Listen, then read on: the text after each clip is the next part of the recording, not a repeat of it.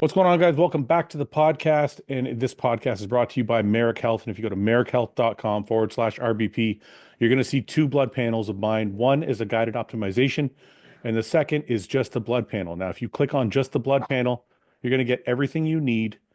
And at checkout, you're just going to put code RBP and you'll get that blood panel for $108. So it's a small price to pay to get checked and make sure that you're trending in the right direction and you're healthy so that your body can grow and do what it needs to do while you're bodybuilding. So, guys, get to merrickhealth.com/RBP or just go to merrickhealth.com and use code RBP at checkout. Get the blood panel done, get your health checked, get your hormones checked. Make sure that everything is moving in the right direction so you can keep growing and keep getting better on the way to your goals.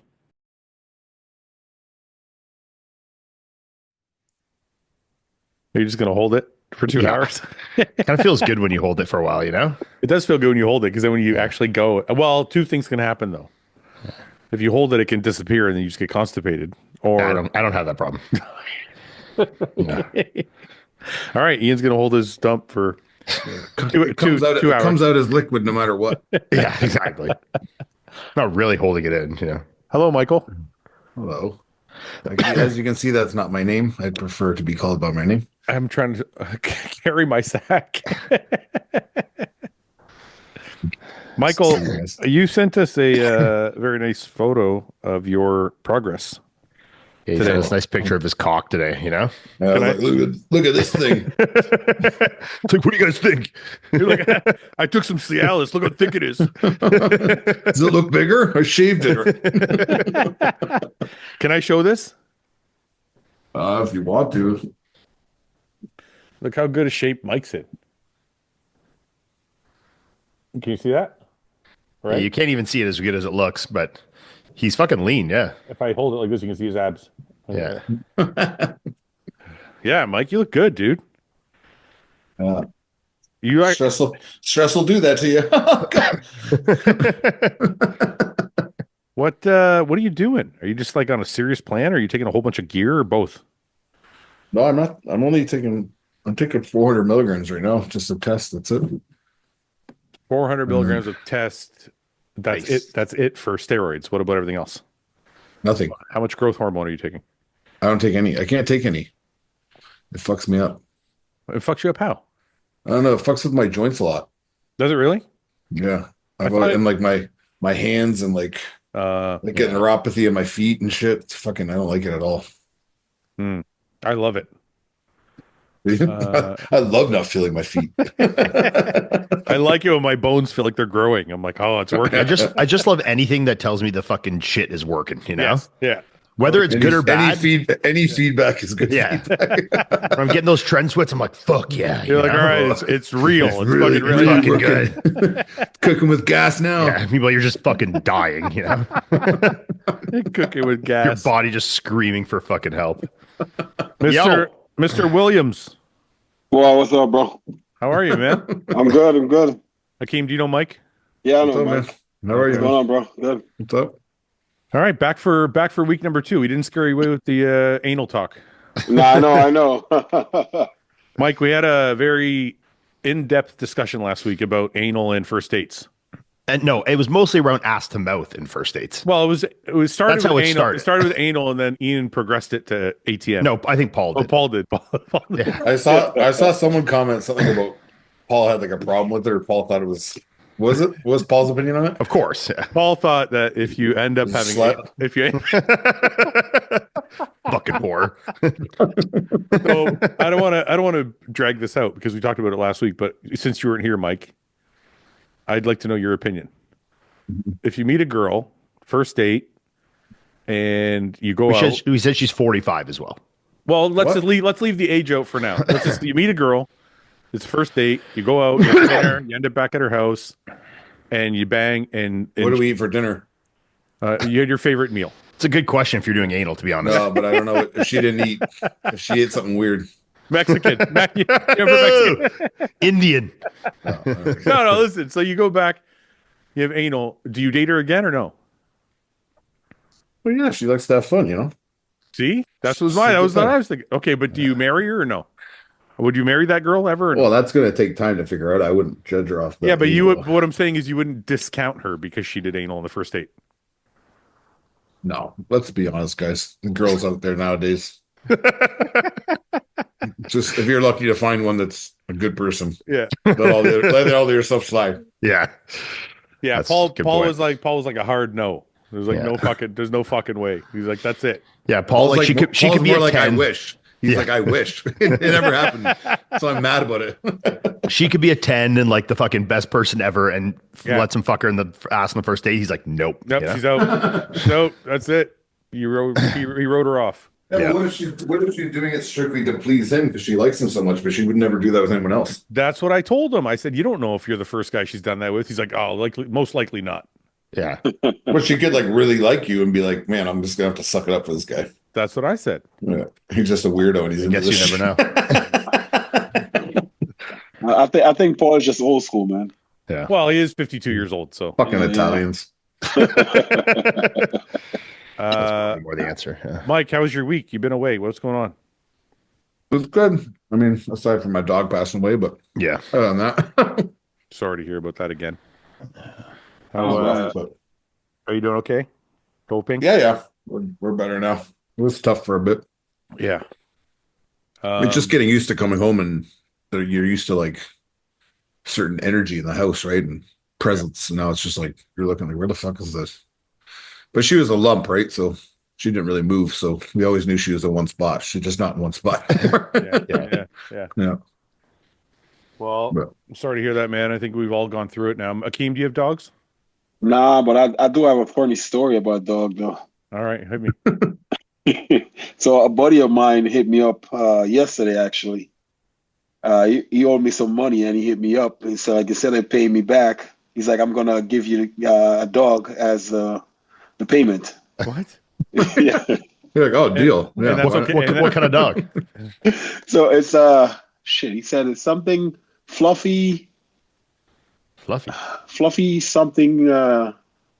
Oh my fucking god! See, I don't know too much about dogs. I'm sorry. It's a fucking fluffy, fluffy one, you know? a fluffy a fluffy bulldog something with A fluffy Frenchie?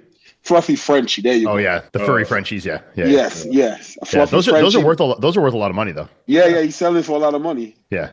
Yeah, we'll tell him to sell it and give you the money. he's like, here, How you much? take the- How much money does this guy owe you? That's an expensive dog. Yeah. It's like a $6,000 dog. Yeah, it's about he's selling for about $6. Yeah. Yeah, well, why is he making you sell it? Tell him you fucking sell it. Give me the money. Well, I think he was thinking like, he'll probably do one better and like just give me the dog and just Be over know? with it. Yeah. be over with it. Yeah, but he's basically pawning off the work onto you. He's like, oh, you want your money? Here you go. Sell the dog. But that's where the dilemma comes in because with my lifestyle and everything like that, I don't think I could ever have a dog.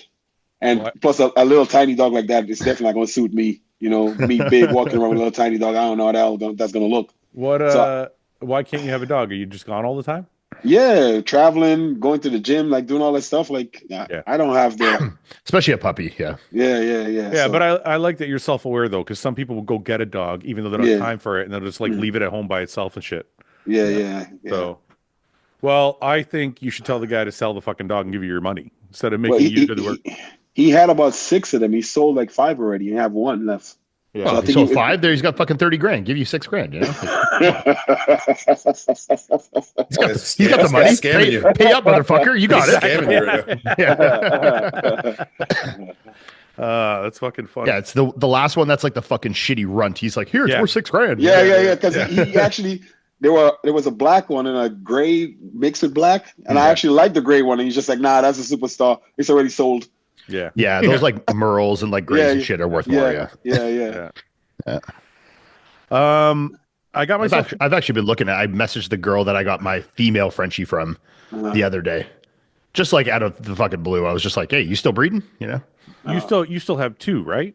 I still have 2. One passed just Yeah. in recently, and then I have the 2 females left, like the one that's the white fucking fluffy thing, and then my oldest Frenchie, the other girl.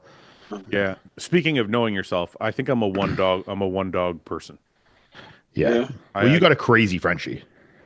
He's more calm now, but you know what? The best training tool ever that I was so against and then became my best fucking friend was the shock collar. Yeah. I don't actually use the shock though. The one I bought, The sound. It comes with a beep, it comes with a vibrate, and it comes with a shock. And the vibrate feels like kind of like just like your phone when it vibrates, right? Dude, I put this collar on him instantly. First day, trained. Yeah. Not jumping on anybody, not running away from me.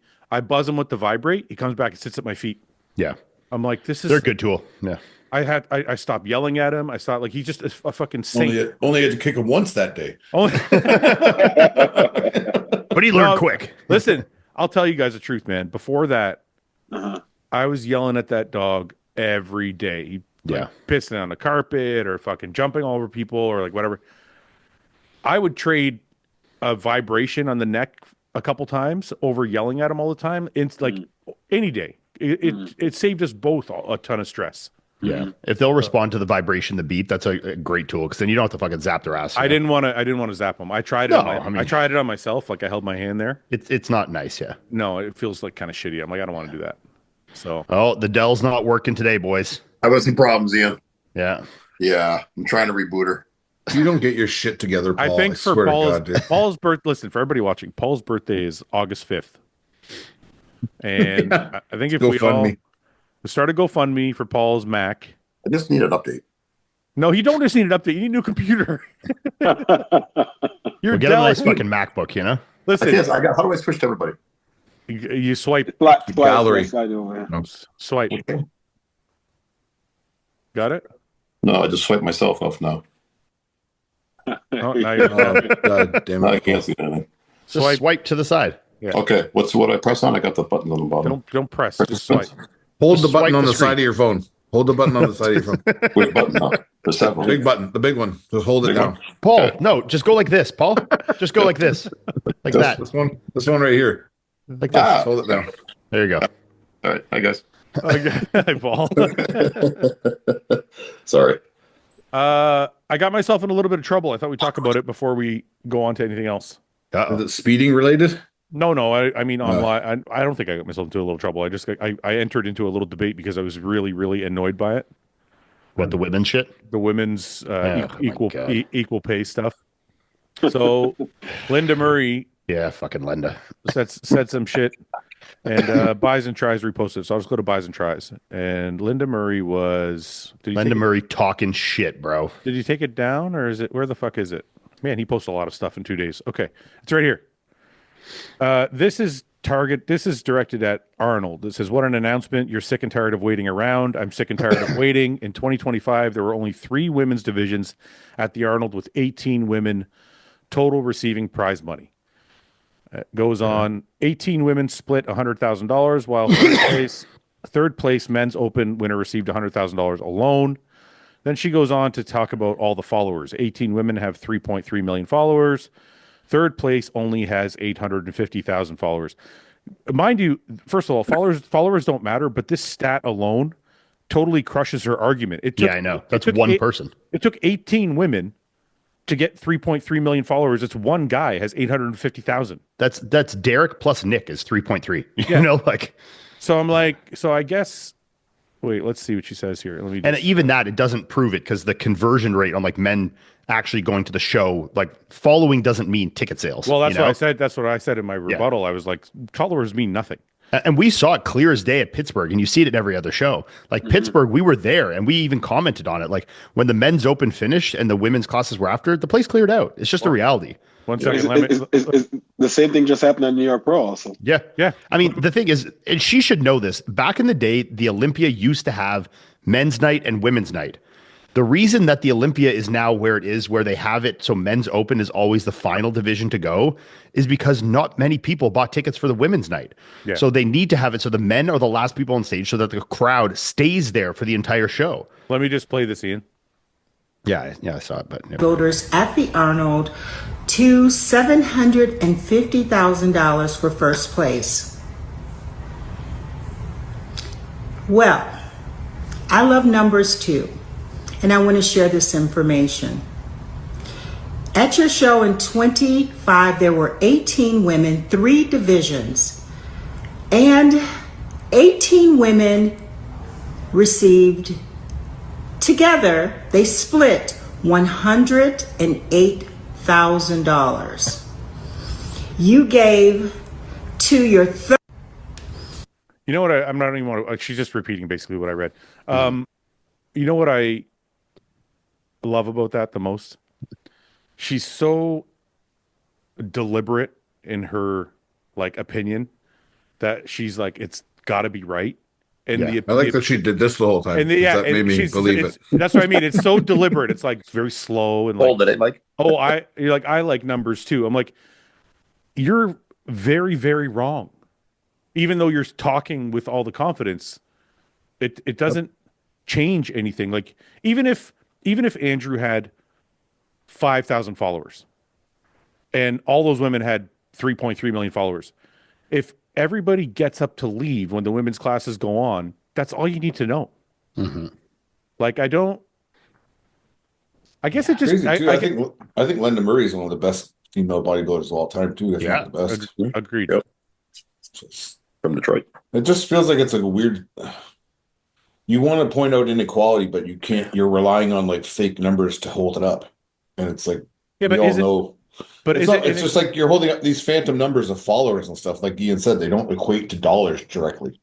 It's not like one equals one. Do you know what I mean? But what I'm asking you is it actually inequality? It's not actually inequality. No, You're she's getting- trying to point out an inequality between men and women. That's Yeah. what she's trying to get a point across. What I would argue is it's 100% fair. You're getting paid for the amount of people that are watching you compete. Yeah. It just so happens that the majority of people are coming to watch the open men, maybe the classic men, maybe the men's physique, but probably in that order. And I hate to say this, and I don't want to come off rude because I do like that they have all the women's classes and all that, but women's classes just aren't as exciting as watching the classes with actual posing and a little more like, you have pose downs and energy, and they're a little more fast paced and aggressive as the men's classes. Like when you watch men's bodybuilding or classic, there's like an energy and aggression to it that you don't get in bikini when it's just girls staying in quarter turns, and walking around. And the women's, let's say, if she's talking about bodybuilding, that class has dwindled down so much now. I mean, New York Pro had 3 girls in the women's bodybuilding, 3. And the funny thing is, I saw someone in the comment section say, and I don't know if this is true, but I think someone had done a video on this, kind of exposing this, was she's not even practicing what she preaches because someone said in one of her shows that she's actually paying more to the 212 in the men's physique or with the men's divisions than she is to the women's division. And so it's like, if you're going to say this, then implement it yourself. Be the fucking leader of change here, And this is where I'm kind of the most irritated by it. Everybody has an opinion about how somebody else should spend their money. Yeah. Right? Like people oh, you should do this with Detroit. You should do that with Detroit. I'm like, hold on a minute.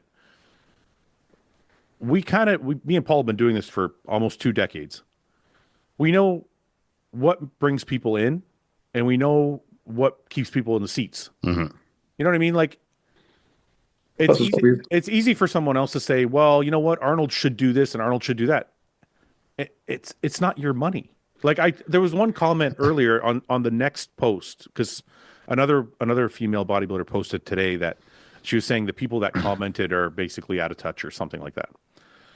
And so another girl commented on that and said, I'm paraphrasing, but basically she was saying if men, like the people that own the businesses and everything, would put more emphasis on the women's classes, then more women would come into the sport and more women would watch those classes. And I'm like, no. And then she literally said in the post, it's not a direct ROI, but it would be in the future. I'm like, okay, but that's easy for you to say when it's not your money.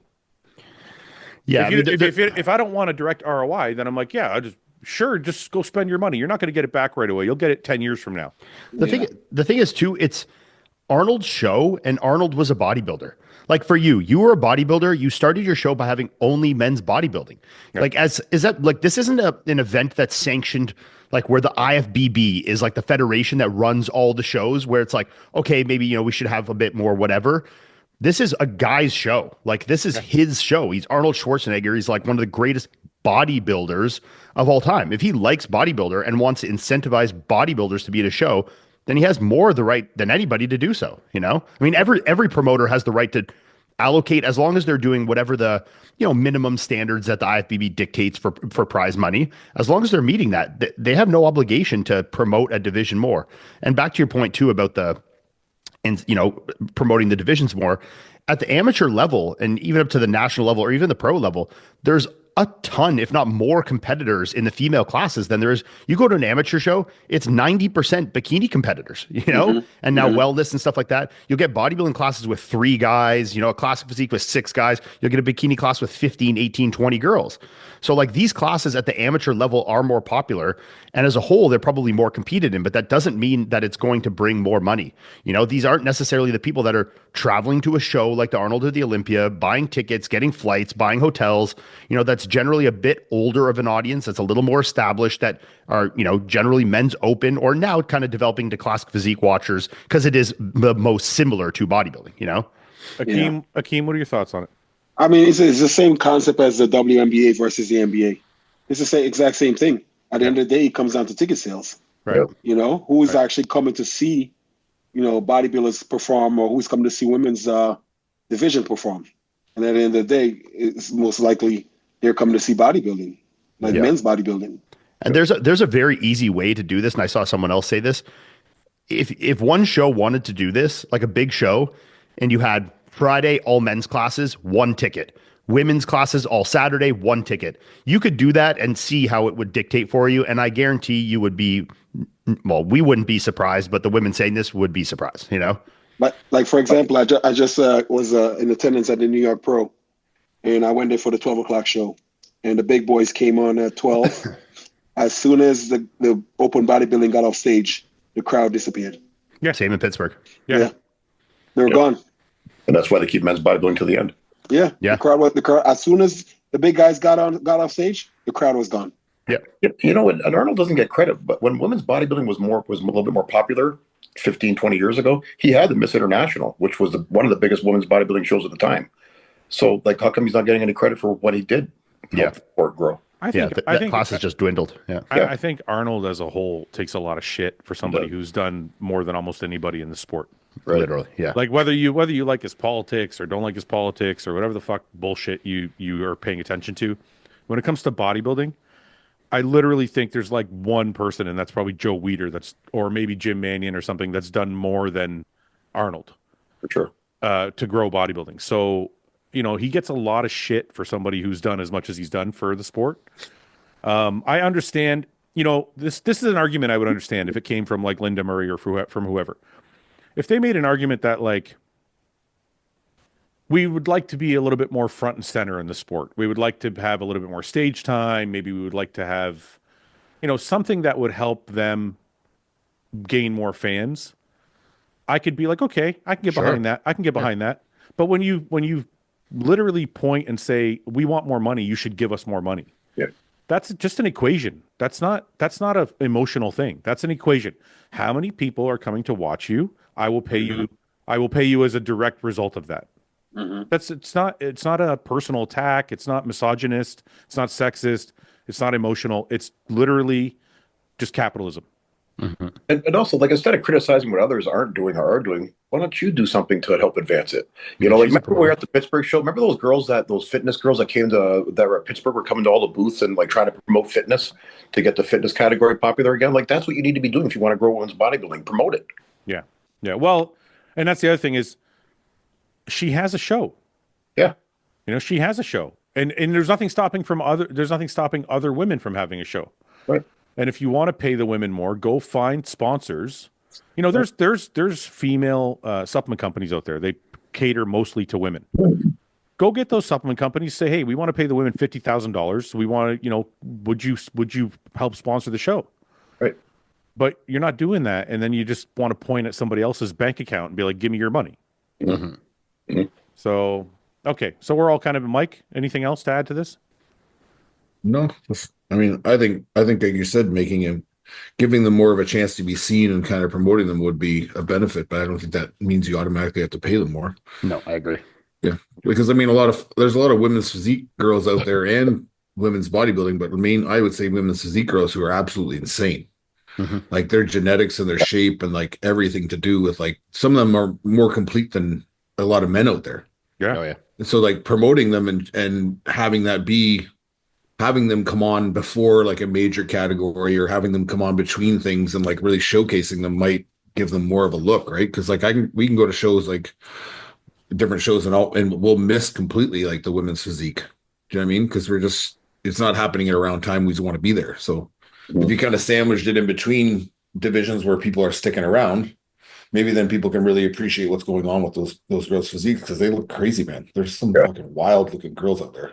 This woman here, Myla, I don't know if I'm saying it right, Mayla Ash, stuck up for Linda and basically saying that, the people that were commenting aren't, especially all the male competitors, retired and active, who are in favor of this disregard. See, this is the thing. This word here, disregard, is emotional. Mm-hmm. It's not a disregard. Nobody's disregarding. No. And then I commented here in something, and she responded as far as effort goes. Effort means nothing. I'm sorry. Like, effort is a one small piece of the puzzle.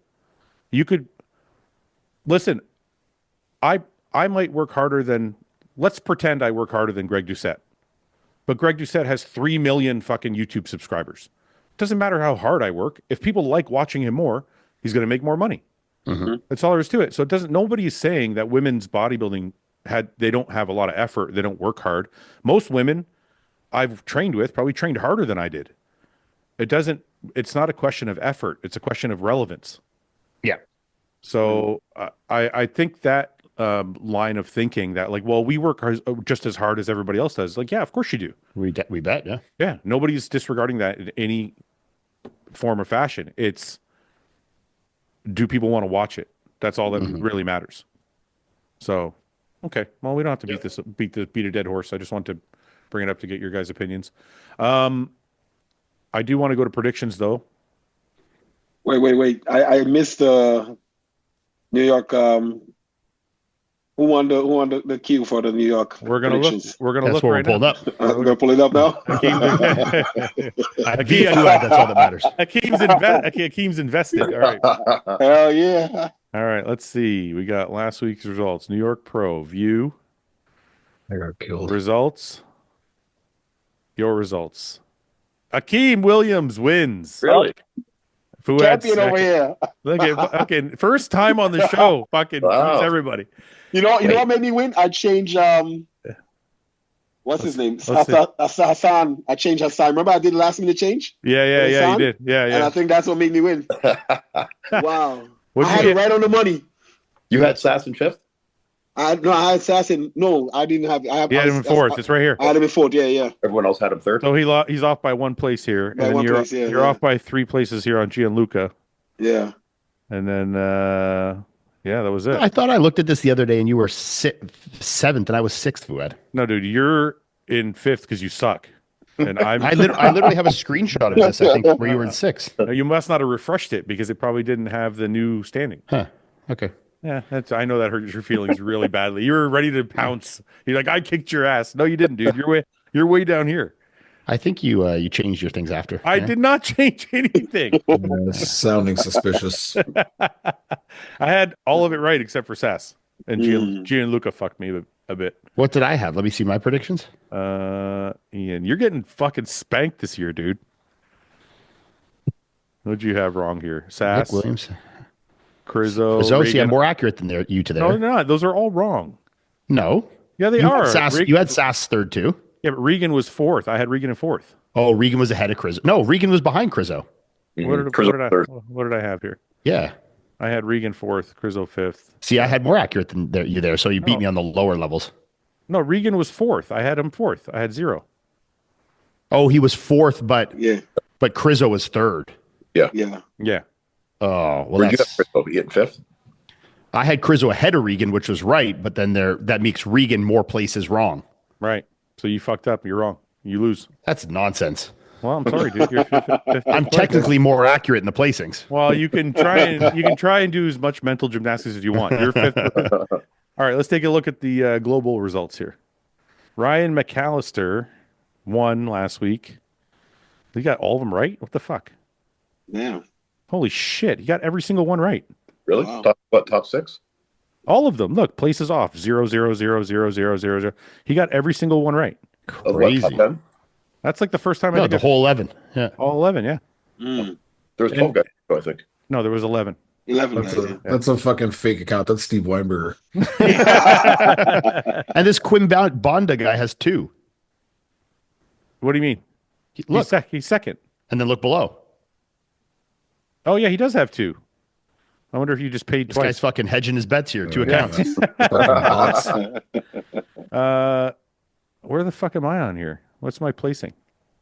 You gotta scroll way down. Yeah, we're way these people. Wait a minute. How do we? I know we could find that out somehow. I can't be that far down. Can you click on you and see where you're at on your Yeah. profile? Yeah, I can. Let me just add this winner here. Ryan McAllister. Ryan McAllister, message me for your hostile gift card. All right. Let's see if we go predictions. Leaderboard. That's where we go. Leaderboard. Fouad, 303rd. Out of Wow. Tied and with I'm Paul. second. I'm second in the hosts. Seth is first. How does Seth get first? I think I finally got some points this week. Did Seth do predictions for New York though? Yeah. Yeah, he did. Yeah. Yeah, he Okay. did. Hey, it kind of fucked me that I have to sit some of these shows out. You only have to sit New York out. Shut up. At Toronto, I got to sit out. Yeah, but before that, so you're not fourth because of sitting out of New York. It does screw me though. I lose out on two shows with points. Quit judging them.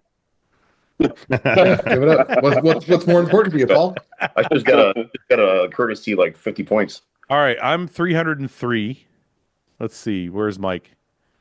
413. Creeping up the leaderboard. Ian. 309. I'm beating you. Ian. Oh, I'm 6 points behind you, buddy. You're not killing me that bad. Seth. 324. Paul.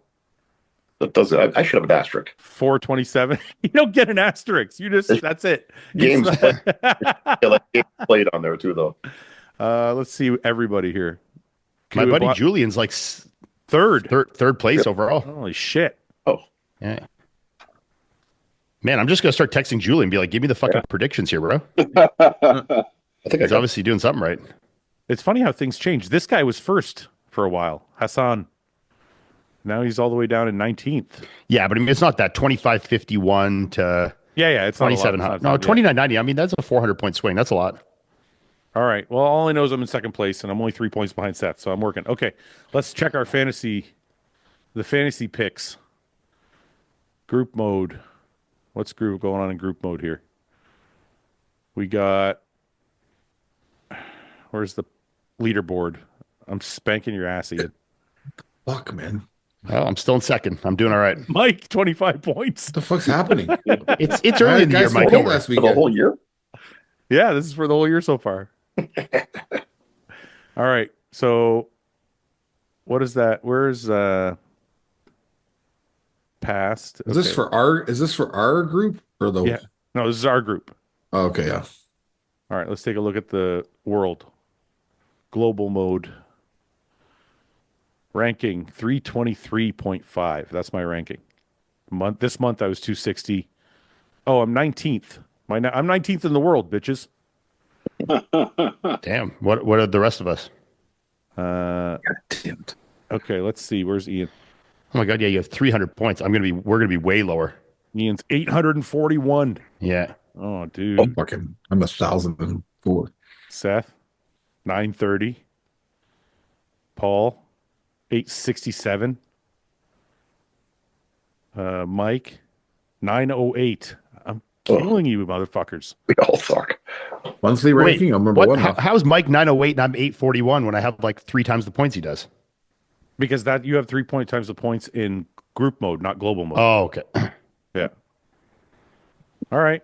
Well, moving on. Who do you have doing California, Mike? Anybody? I don't know. Let me find out. Let's take a look at predictions here. Let's do California. Where the fuck? Well, Baruz is competing soon, a couple of weeks, so you'll have him soon. This is the California list. Yeah. Anybody you guys want to see here? Nate Dan. There was a guy I saw that looked really good. Ryan Foster. I want to take a look at this guy real quick. Oh shit! 1 second. Let me get out of this. Predictions. Ryan Foster. I was really impressed when I was pulling these up. Look at this fucking physique. Yeah, it looks solid. It's good, man. Yeah. Again, Balance. what other picks are in there? I don't know. I didn't look at anything else, but the front double looks great. Yeah. I can't see it. You probably got to swipe because you're on your phone, Paul. Maybe because I'm sharing my screen, you can't see. Oh, there's a back. Look at the back shot on this guy. Like hamstrings are good. I mean, the pose could be a little better, but everything's pretty good there. He looks right. Is this his debut? I don't know. It's the first time I've ever seen this guy. He's American, right? Oh yeah, Yeah. it is pro debut. It said that. I was just like I had to add the guys to the predictions page, and I was looking them up, and I saw this guy really quick. I'm like, holy fuck, he looks good. Look at his leg, dude. Yeah, and that was 10.5 weeks out from Cal there. Calves and everything. I think this guy's gonna be a shocker. Yeah, Bruno's good arms, good play. chest. I think the back could be a little bigger, but I can't tell if it's just the way he's posing because he's really But pushing it's not bad. Yeah. Well, no, it's like he's pushing his hips way out. So I don't know if it's like taking away from his lats a bit. Like that's great. Yeah, he looks right. All right, so that's Ryan Foster. Then we have who else do you want to see? Chris Didomenko. Yeah. Didomenico. He's competed before. This Yeah. guy. Let's look at him. How much does he weigh? I don't know. Yeah, he look like a 212 guy. It doesn't look very big. Mm-mm. Solid body parts. Mm-hmm. Ryan Foster, Justin Musial, Felix Norman. We haven't seen in a while. What is he? Oh, Felix. Good. I've seen his updates. This is Felix Norman's latest. It's a good side tricep. He's in good shape. Yeah. Conditions there. This is from the front. Oh, he's got great quads, eh? A little fuller on the inside. Overall, it's a pretty nice shape, though. Huh. Interesting. Okay, let's go back. That's Felix. Florian. Everybody's waiting for Florian because he's made some crazy gains. I don't know if there's any like solid photos other than like his guest posing shots. That's pretty crazy for the legs. Legs, arms, and shoulders are wild on Florian. There's one. Yeah.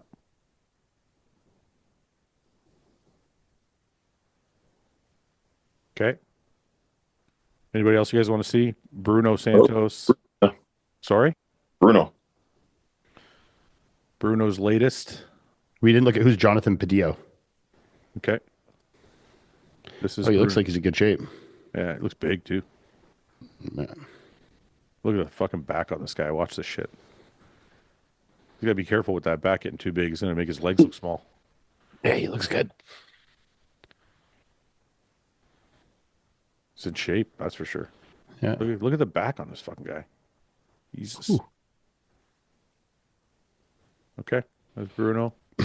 Jonathan Padilla.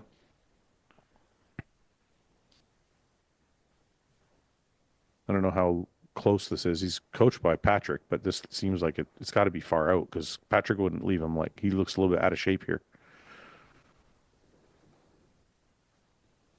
I'm going to assume this is earlier in his prep. I don't think that could be current.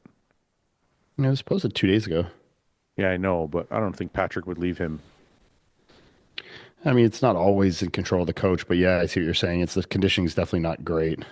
Well, not for Yeah. 4 days out. You know what I mean? Yeah. Is there anything else on the page there? Yeah. Yeah, I mean, this looks like it's 3 or 4, 5, 6 weeks out. Mm-hmm. Who else? Patrick Moore, we've seen this year. Sassan, we just saw. Aaron Gawley, we saw in Detroit. Leandro? Sorry? You see Leandro? Leandro last week. We saw him in Pittsburgh. Leandro's going to be an interesting matchup. Leandro did New York too. Oh, yeah. Did he do New York? No, he didn't do New York. No, He No, no, he didn't do New York. No, No. he didn't do no, New no. York. He, I want to see him next to Regan. That's going to be an interesting Well, matchup. what I do want to take a look at this really quickly. Before we get into California, we didn't really talk about New York and kind of what we saw. And I wanted to just ask your guys' opinion about Regan. Well, let's take a look at this. This is the top 4. Okay. First of all, the result. Did you guys agree with the placings? Yeah. Yeah, Mike? Yep. Paul, you were judging. Do you want to tell us what you saw since you were there? Sure. I thought Regan came out pretty strong He and did. started sweating pretty heavy near the end. Judge, he faded a little bit, but I still had Regan up on in prejudge. Finals, Crizzle came back, and I felt like Crizzle brought a better package at the finals, and he also improved some of his poses at the finals. Yeah. So I had Crizzle edging Regan in the finals. I'm not sure what everyone else had. That's just what I had. And then in the end, I think Crizzle won by 1 point or a couple points. Yeah. What did you think of Nick compared to Pittsburgh? Because you saw him in Pittsburgh. Obviously, you were sitting closer in New York. I thought Nick had better control over his stomach at this show because I did see in Pittsburgh Nick off to the side a couple times, letting his stomach go, and I think that cost him points. I know people argue whether or not you should be judged when you're not hitting poses, but I think you should be, especially in a close contest when you're on stage. I think that cost him points in Pittsburgh. In New York, he didn't do that at all, not that I saw at least. But I think he was a bit crisper in Pittsburgh. Yeah, I would say the same thing. Yeah, I gotta disagree with you a little bit on one thing though. I do think he was crisper in Pittsburgh, but I also thought he actually had better stomach control in Pittsburgh. I felt like his stomach was a little distended in some of the poses here. Yeah, I was specifically referring though to when I saw him. Standing off on the side. And he really let it go a couple times, and I know that cost him. And he didn't do that this time. He was very aware of that. But I think maybe he went for the fuller look for this show. Yeah, and I think that maybe cost a little bit. But do you know what I mean though? Like, do you agree? Like, I thought his stomach, he had better. Like, he was able to pull it in a little further in Pittsburgh. He was when he posed his stomach, he was posing it better in Pittsburgh. I thought too. Yeah, Akim, you were there. Did you think the same thing, or what did you think? Yeah, I thought the same thing too. Ian, you were watching, so yeah, no, I agree, and I did talk to Kyle about it like during the show that it seemed like they're kind of like finicky with it. I think they're between crunching it all the way down, which displays it the most, or staying a little more elongated to try and make it look smaller. And I think they couldn't quite find. I think they had talked to Tyler, and Tyler told them not to crunch it all the way down this time and to try it out. So that's why if you see in his front double there, he's like not all the way down on it. Like you'll see like here, he's like bringing the sides in to try and make it smaller, but not necessarily showing like that really good ab development he had. I did think that from the back, he was crisper here than Pittsburgh though. Personally, his glutes were more in, his hams and stuff to me, he looked harder from the back here, not quite as crisp from the front. I do. I know obviously Tyler's been doing this since he was a child. So, people like to go with his opinion, but I don't agree on the elongating the stomach. I don't agree either. I think I think Nick looks better when he's crunched down on it, and you can see, because it's not like this makes him look like he has a small waist. So I'd rather see the detail in the abs. You know what I mean? Yeah, I agree. And then I also noticed in like the most muscular, like the stomach looks like it's coming out here a bit, where I didn't see that in Pittsburgh. Mm-hmm. You know what I thought? I was just speculating to myself, but I thought in Pittsburgh he knew he was going against Derek, so he knew Derek's strength was going to be conditioning, so he played to that. He wanted to match Derek conditioning wise. I think here he knew like he didn't need to be as like conditioning wasn't as a big a concern because William's always going to be conditioned, but he's not going to be Derek type conditioning. So I think he could come in a bit full at this show and be comfortable with that look. You don't think Nick looks a little harder from the back at the show, like his glutes and hamstrings to me look harder? I think that was a good point that Ian made. I had the same opinion that his glutes and everything like on New York was actually better and harder in New York than Pittsburgh. Mm-hmm. Well, I had a much better view at this show than I did in Pittsburgh. In Pittsburgh, I was sitting in the audience, so my view was not perfect. And this show had a much better view, and I was impressed with his conditioning, whether it was better than New York or Pittsburgh. I thought it was better in Pittsburgh as well, Paul, if it means anything, but I wasn't sitting there, so I don't know. I have to go with you and Akim. But this is what I think happened with the stomach, and this is probably coming from my own perspective because I'm a fat kid.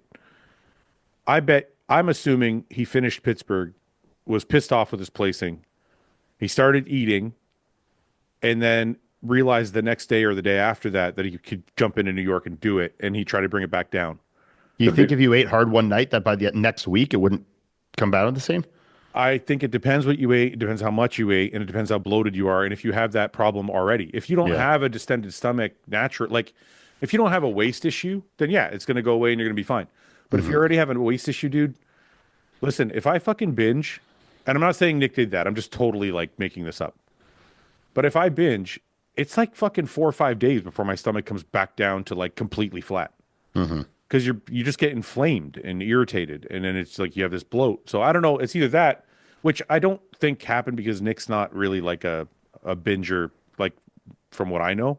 Yeah, Paul, you're probably right. He probably tried to just fill up more.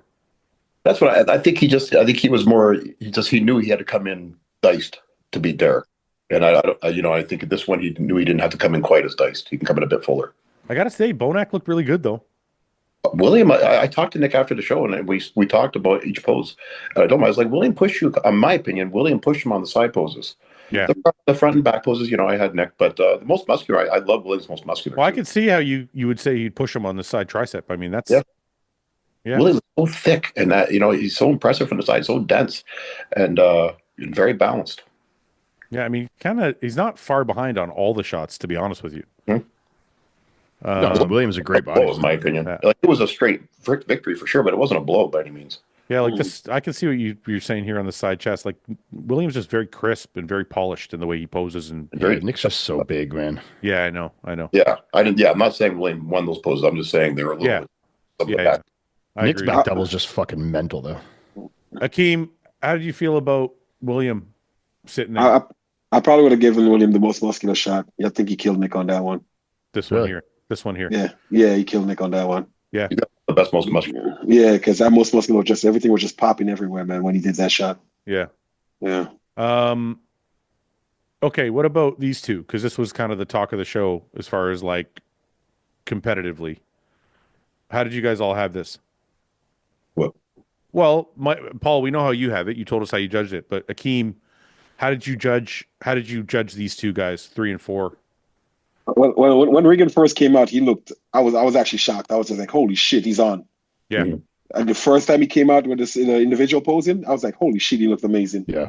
And then when they brought him back out with the group, I don't know what happened between then and now, but then he started sweating, and you just see everything just start getting blurry. His lines start blurred out, and he just looked like a totally different person from like a one round of posing. So, and Cruz, Michael, he held his own the whole time. Like, he didn't. That was no change from Michael. He looked the same during the prejudge and through all the poses and stuff like that. He looked the same. So I think that's why it gave Michael the edge. Yeah. His conditioning was good. Iain, as a coach, what is it that Stefan is doing that's causing his guys to like lose that glycogen storage halfway through rounds? Yeah, I honestly have no idea. I don't really want to speculate. I mean, we've seen it for a few guys. I mean, Martin at Prague and Pittsburgh. At Pittsburgh and Prague, and then Regan here. I really don't know if it's a water diuretic thing or if it's a quantity of food thing or what it is. I really actually have no idea. But yeah, I agree with Akim. When Regan came out at first, and I was watching the stream, I was like, holy fuck, this guy looks sick. Yeah. I think he made a few other mistakes. Like I think his tan was 50 shades too light. Yeah. Like it was like you look at the difference between him and Nick, like they're not different of skin tone naturally. If anything, Regan might be a little more darker skin tone than Nick, So I think that was definitely a mistake to have here. And then, I mean, when the sweat came out, you saw it, like Akim said. I mean, he really lost his pop. Some of the shots that he was already looking a little thin in, like the front double, he really started to fade on. He still looked decent from the back, but things were just blurred out more, and I definitely think that gave Crizzo the edge. You made a good point with his front double butt, like he was crunching down on it. Yeah, I didn't like when he did that. Yeah, I agree. It was taking because his advantage is his width and his size. Yeah. He did that. He loses the width, and his abs don't like pop so much. He wasn't like getting them all the way down that it almost makes his like stomach look a little like chunky, Yeah. So I think he's better to stay tall on that one, be big and be wide. I agree. Mike, is Regan ever going to get there? Or are we always going to keep waiting for that physique to fill in? Why are you asking me that? Well, because I'm not singling you out. I'm just asking because I've been talking to everybody else and I haven't asked your input. No. I can go to somebody else. Paul? No. That's okay. No, I have experience dealing with Regan. I've trained him and I've been around him and had discussions with him about things. I don't know what went wrong there, and I have no inside information, nor do I speak to Regan anymore, or do I know Stefan, but I know through past dealings with Regan and talking to him, and if he's honest with himself, he's probably his own worst enemy. Yeah. In the sense that he sabotages himself a lot of the time. Yeah. So I don't know if he did that this time or something just went awry, and like I don't know. I'm not trying to badmouth him or anything like that. It just seems like he's he seems to work with all of these people, and he seems to put on all this size and do all this things, but it just ends up being Regan again. Well, let me ask you this though. I don't want to talk about this And not show, that that's bad, but I don't want Regan's to. fucking fantastic. But I don't want to talk about this show specifically because obviously, he looked good, faded a bit, whatever. That's fine. I'm talking about as a whole. Like, Yeah, I'm gonna in understanding like this, what happened at the show is kind of like a overall view of what I think will happen. So in my opinion, and it's not a knock on Regan, I'm not trying to badmouth him, anything like that. I think Regan's so successful being a bodybuilder, period. Yeah. That the shows and all this stuff, like you used to have to be like a fucking awesome bodybuilder and work your way up and do very well at shows to even get noticed, to even make money in bodybuilding. To get money, yeah, that's a good point. Whereas he looks like everyone wants to look like average. Like you mean like that's a fucking physique. Do you know what I mean? Right. So then he's blessed with that, and he's put in the work and he's done that stuff. But I don't know if he has like. I know he has the determination to be at the gym and do all that stuff, but it's like a fighter who's the champion. Like when you're getting to be a champ and you're struggling and you get there and all that stuff, once you reach it, it's hard to keep that same level of like drive and focus when he's kind of reached this level of success that some guys who place better than him or better bodybuilders haven't reached, but he just reached this status. So it's like in his mind, sometimes it feels like he might just kind of be like what is the, like I'm here to prove I'm here to prove myself, but at the end of the day, it's not going to make or break me. Do you know what I mean? So right. Can I ask Paul a question? Yeah. Being that we were a judge there, if Regan didn't fade, let's say when he first came out, if he maintained that look, where would you have placed him? I think if he would have kept that look through the rest of all through prejudge and return to finals that same way, I probably would have had him. He was very impressive from the back. Had him third. Yeah, I probably would have had him third. Rizzo, he's really got to work on some of those poses. He loses poses because of the way he hits them, particularly his back poses, his side poses to a certain extent too, and he shakes when he poses. He poses himself out of placings. If he can fix that problem, I think he'll be more of a formidable competitor. But he's got the physique from the front. He's got some issues from the back. He's got to improve some back. Hamstrings, glutes, back. His whole backside needs to come up to match his front. But from the front, Crizzo's impressive. Yeah. Well, I mean, he's got some structural flaws, but he's very impressive with the amount of muscle and conditioning he brings. He's got some structural flaws, but he got such impressive quad sweep, and he's got really wide shoulders that it gives him an X from the front. I know what you're saying, and I don't disagree with you, but I think when you stand him next to guys with nicer structure, it becomes more evident regardless of the muscularity. Yeah, you put him next to Samson, you're going to see some issues for sure. That's all I'm saying. And look, he's an incredible bodybuilder. He's a top 10 Olympian. There's no doubt. But I think the thing that holds him back, like even if he gets his posing perfectly, say, right, he still has some structural areas, like the really, really narrow hips, small glutes, his upper abdomen is a little bit thicker, big rib cage. It starts to kind of like mess with his overall structure. So I think you're right. I think if he fixes his posing, it'll move him up considerably. But I still think he's going to have a couple issues unless he can. There's still a couple holes in the physique. I agree. Yeah. I agree. And that's the thing with him. Like Regan was really great was great from the back, and Crizzo was really strong from the front. And then the side, Crizzo's a little bit thicker. From the side. He probably had Regan from the side, even though Regan has nicer structure and a smaller waist. Ian, is Mike right? Is Regan so successful that even though it's not conscious, he might not be putting in as much as he needs to? Or is he just genetically just that much better from the back than he is from the front, and that's just going to be his problem? No, I mean, it's definitely a good hypothesis for sure. I mean, Mike has been around Regan more than any of us in the last few years. So, I mean, I think I definitely would trust Mike's intuition on that. I think sometimes he's been, in terms of muscularity, he's been kind of in the similar realm for quite a while. Yeah. So, and I think however he's training and pushing himself has got him there, but there obviously has to be an evolution in whatever he's doing. And I think we saw with a good coach here, he was able to get himself in good condition. This is the best condition we've seen Regan in.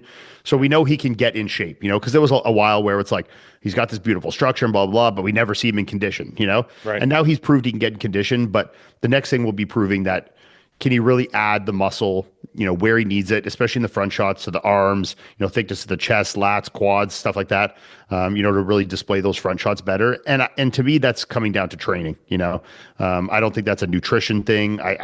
He gets big enough in the off season. He's clearly eating sufficiently.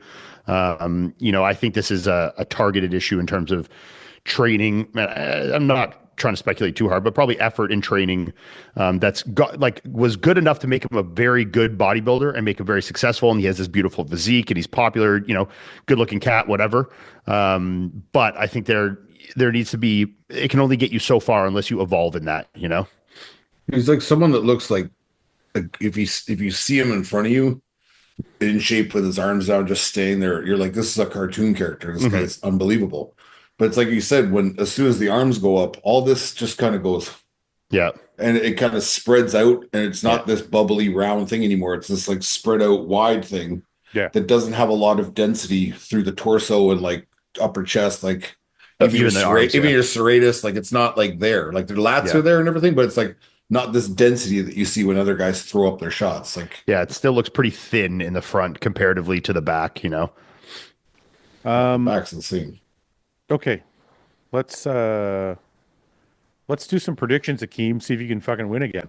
How about that? Fuck this show. I'm not feeling good about this one. Yeah, man. this one's gonna be hard, man. This is tough. Yeah. Oh, now you're making excuses already. Now, eh? No, I'm not making excuses, but it's gonna be a hard one. Yeah, because these guys are close. This is a tough match to predict. Like, yeah. All right. Well, do you want to start? Or do you want me to start? I'll have you start. Have me start. Who's Chris Domenico again? Okay, the guy that you said might be a 212 guy. Oh yeah. I'm gonna go. I think who's gonna win this show? I think Bruno's gonna win this show. Leandro. So do I. I think Bruno's gonna win the show. I think Regan will be second. I think Sasan will bring it back down. I think Leandro, Florian, Aaron Gawley, Justin Musial. I think Ryan Foster. Who's Nate Dandridge? Okay. A little thinner, I guess. Fuck. I'm gonna put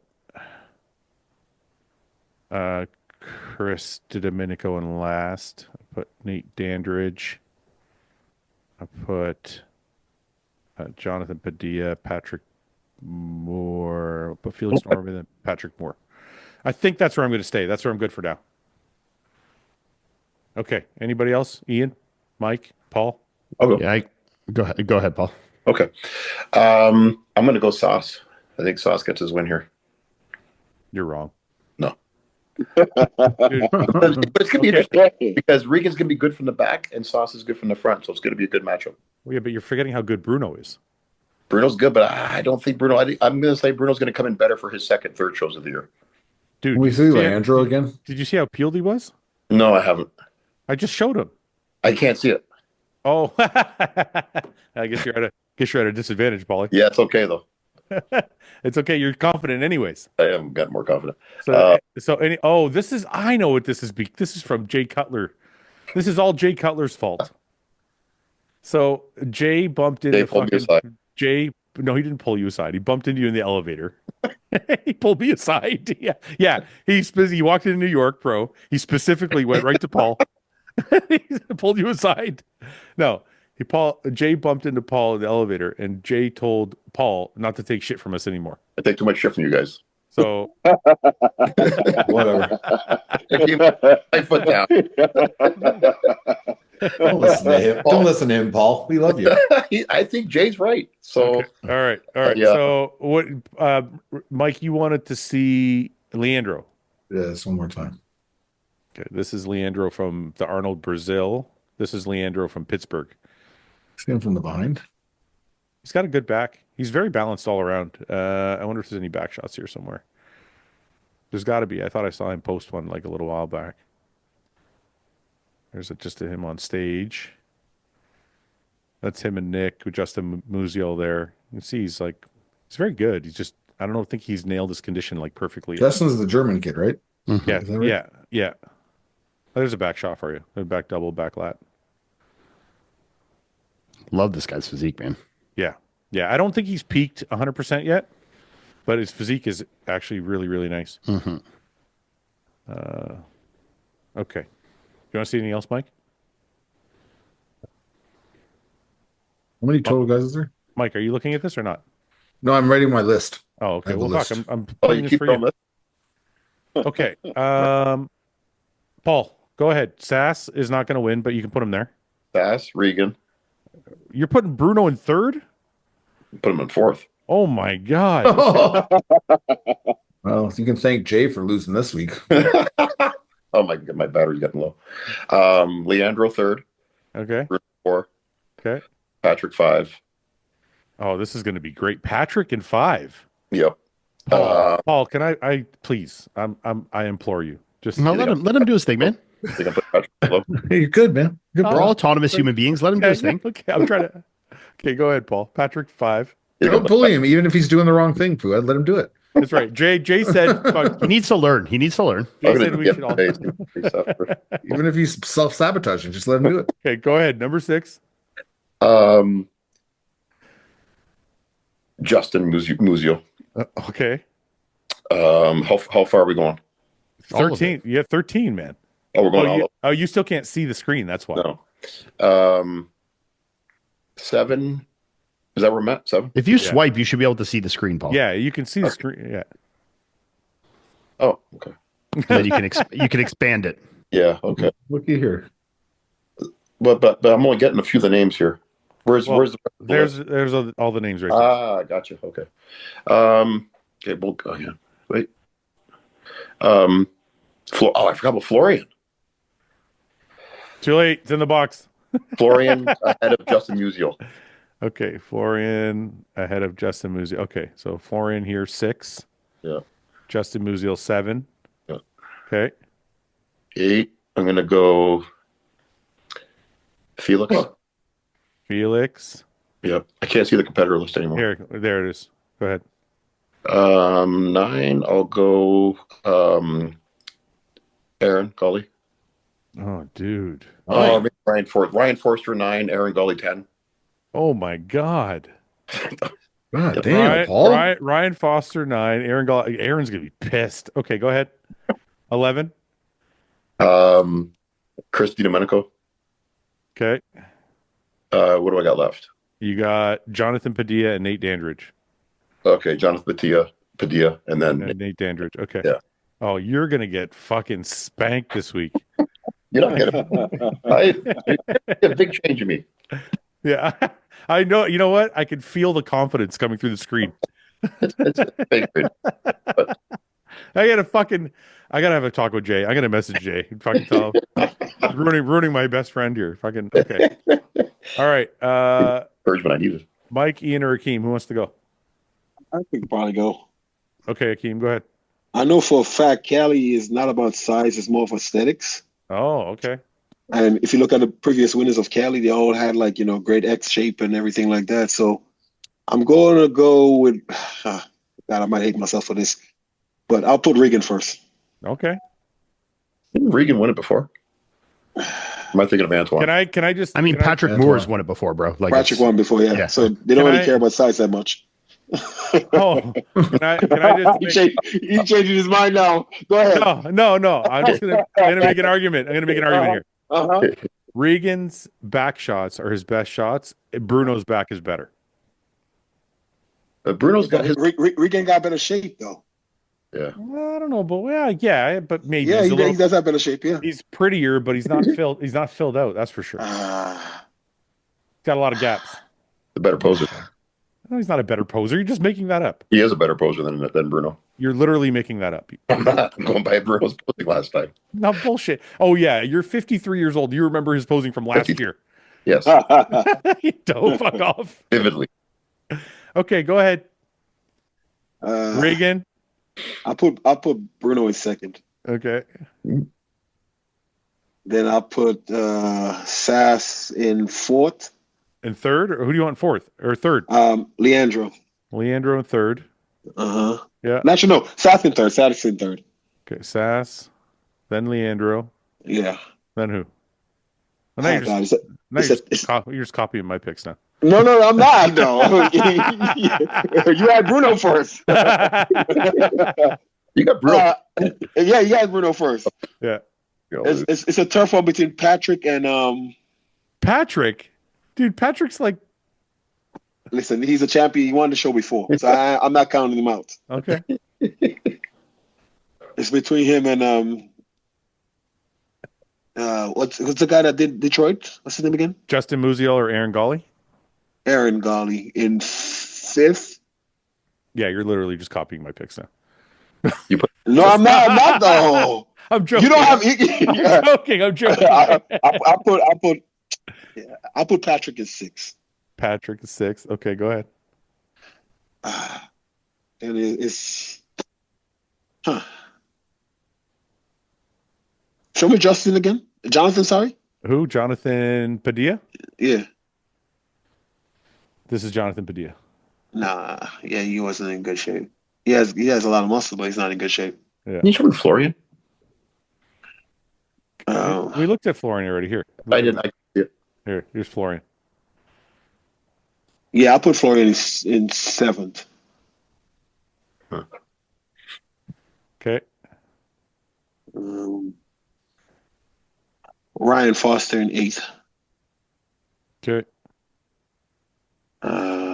Justin in ninth. Okay.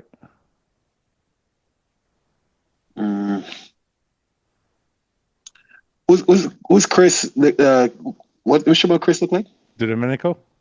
Yeah. This is Chris Domenico. Yeah, I'll put him in 10th. Because he does have some strong body parts. 10. 11th would go to... I got to change this. 1 second. What are you changing now? Nothing. Go ahead. Is your picks? No, I just...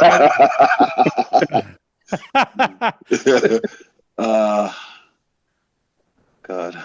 Okay. Who am I? You got Jonathan Padilla, Felix Norman, and Nate Dandridge left. I'll put Jonathan in 13th. Oh, in 13th. Okay. Yeah. Sorry, you're working backwards now. Okay. Yeah. I'm trying to remember what Jonathan looked like. Jonathan was the guy that was out of shape. Yeah. If these are recent. No, and who's that? Okay. What? Who do you want to see? Go back to the list. You got Felix Norman and Nate Dandridge left. Can I see Felix again? Yeah, Felix was the guy with nice shape. Probably needs a little bit more muscle. Condition. This guy. He's conditioned though, yeah. Okay. Looks good. Yeah. Yeah, I'll put him in 11th. Felix, Nate Dandridge. Yes. You're going to fall off the throne this week for sure. I know. I'm going on a limb with Regan right here. Regan, don't disappoint me, bro. I think I might have to change around a couple things. I'm worried about my 6, 7, 8 spots. The Bucks. 6, 7, 8 is Aaron. I got Aaron Gawley. Go ahead. I think you got Patrick too low though. No, I don't think I have Patrick too low. I'm wondering if Justin Musial is going to beat and Ryan Foster are going to beat Aaron Gawley, because Aaron beat Justin in Detroit, but Justin had kind of a distended stomach in Detroit. And he's fixed that since. So I kind of feel like Justin should be ahead of Aaron, but I don't know for sure. I'm gonna think about it. Aaron just gets posed. You can see some updates on him. Yeah, he looks really, really good. Justin's a little bit more balanced with the legs. And now that he's got his stomach under control, I feel like he might pull ahead of Aaron. And Ryan's just a fucking wild card. I love this kid's physique. He could be ahead of Aaron too. I don't know. Anyway, Mike or Ian, who wants to go? I can go. I think I'm trying to write my list here. It's fucking hard. Let's hear it. Okay, so far what I have is Bruno. Yeah. What? I muted myself. My bad. I got Bruno, Regan, Sasan, Leandro, Florian, Ryan, Andrew, Florian, Ryan, Justin, Patrick, Felix, Felix. I'm gonna put Nate Dendridge last. Nate Dandridge last. Jonathan Padilla before that. Okay. And then who do I got left? Go You up. got Aaron Gully and Krista Domenico. Okay, no, I'm gonna put Aaron actually above. Shoot, I'm gonna put Aaron actually above Patrick. So Aaron in 8th, Patrick in 9th, Yeah, then Felix. Felix. Oh, sure. Sorry, 1 second. Felix and then Chris. Yeah. Okay, that's a good list. Yeah, I think I got to change a couple things. I'm surprised you put Ryan. No, I already listen. It's not because of Ian. It's not because of Ian. I already said. I'm just gonna do it now. I think Justin's. No, let me do mine. Come on. I think Justin's gonna be ahead of. That's the only change I want to make. Yeah, Okay. that's the only one to change I want to make. Okay, go ahead, Mike. I'm really unsure with this brute. This top three is what's getting me the most. Same here. I'm telling you Because Bruno- I'm looking at Bruno's picks, and I just don't know if from the front he quite has the lat width and the aesthetics, and I'm not sure what his conditioning from the back will be like compared to Sasan and Regan. Mm-hmm. So it's tough. Like he's bigger, and he gets in good condition, but I don't know what a show like this. He lost to Brett at Legion last year, but there was nobody else really in the show after that. So it's But wait a minute. Let's talk about that. Brett, and I hope this doesn't offend anybody, and I apologize if it does. Brett is better than, in my opinion, than Regan and Sasan. Oh, I agree for sure. Because basically, to me, Brett. But I'm using it as like a measuring stick of who Bruno beat. I know, but let's talk it out so people watching understand. Yeah. Brett to me is a bigger version of Sasan. Yeah. So in that instance, it would make sense that he would beat Bruno. But in this case, I feel like Bruno's carrying too much mass for Sasan to pull ahead of him. That was my thought process on it. And as far as Regan goes, I don't think Regan has enough from the front to beat Bruno, and Bruno has just as much from the back. See, yeah, because last year Bruno, the show he won, after prejudging, he was actually losing to Andre Presti and Lewis Breed. And then he came back to win at finals at that show. So at the Europa show. So it's like, even losing to Lewis and Andre, like Andre Presti is great. Lewis is good too, but like, I don't know. I mean, I don't see them being quite in the class of like Sasan and Regan. So it's tough to me, Well, I do. I mean, Presti's beat Regan before, right? But okay, but wait a minute. Let's touch on that real quick. You said you don't see Lewis and Presti in the same category as Sasan and Regan. No, just Lewis, really. Yeah, but I think I would because Lewis carries a lot of muscle and is crazy shredded.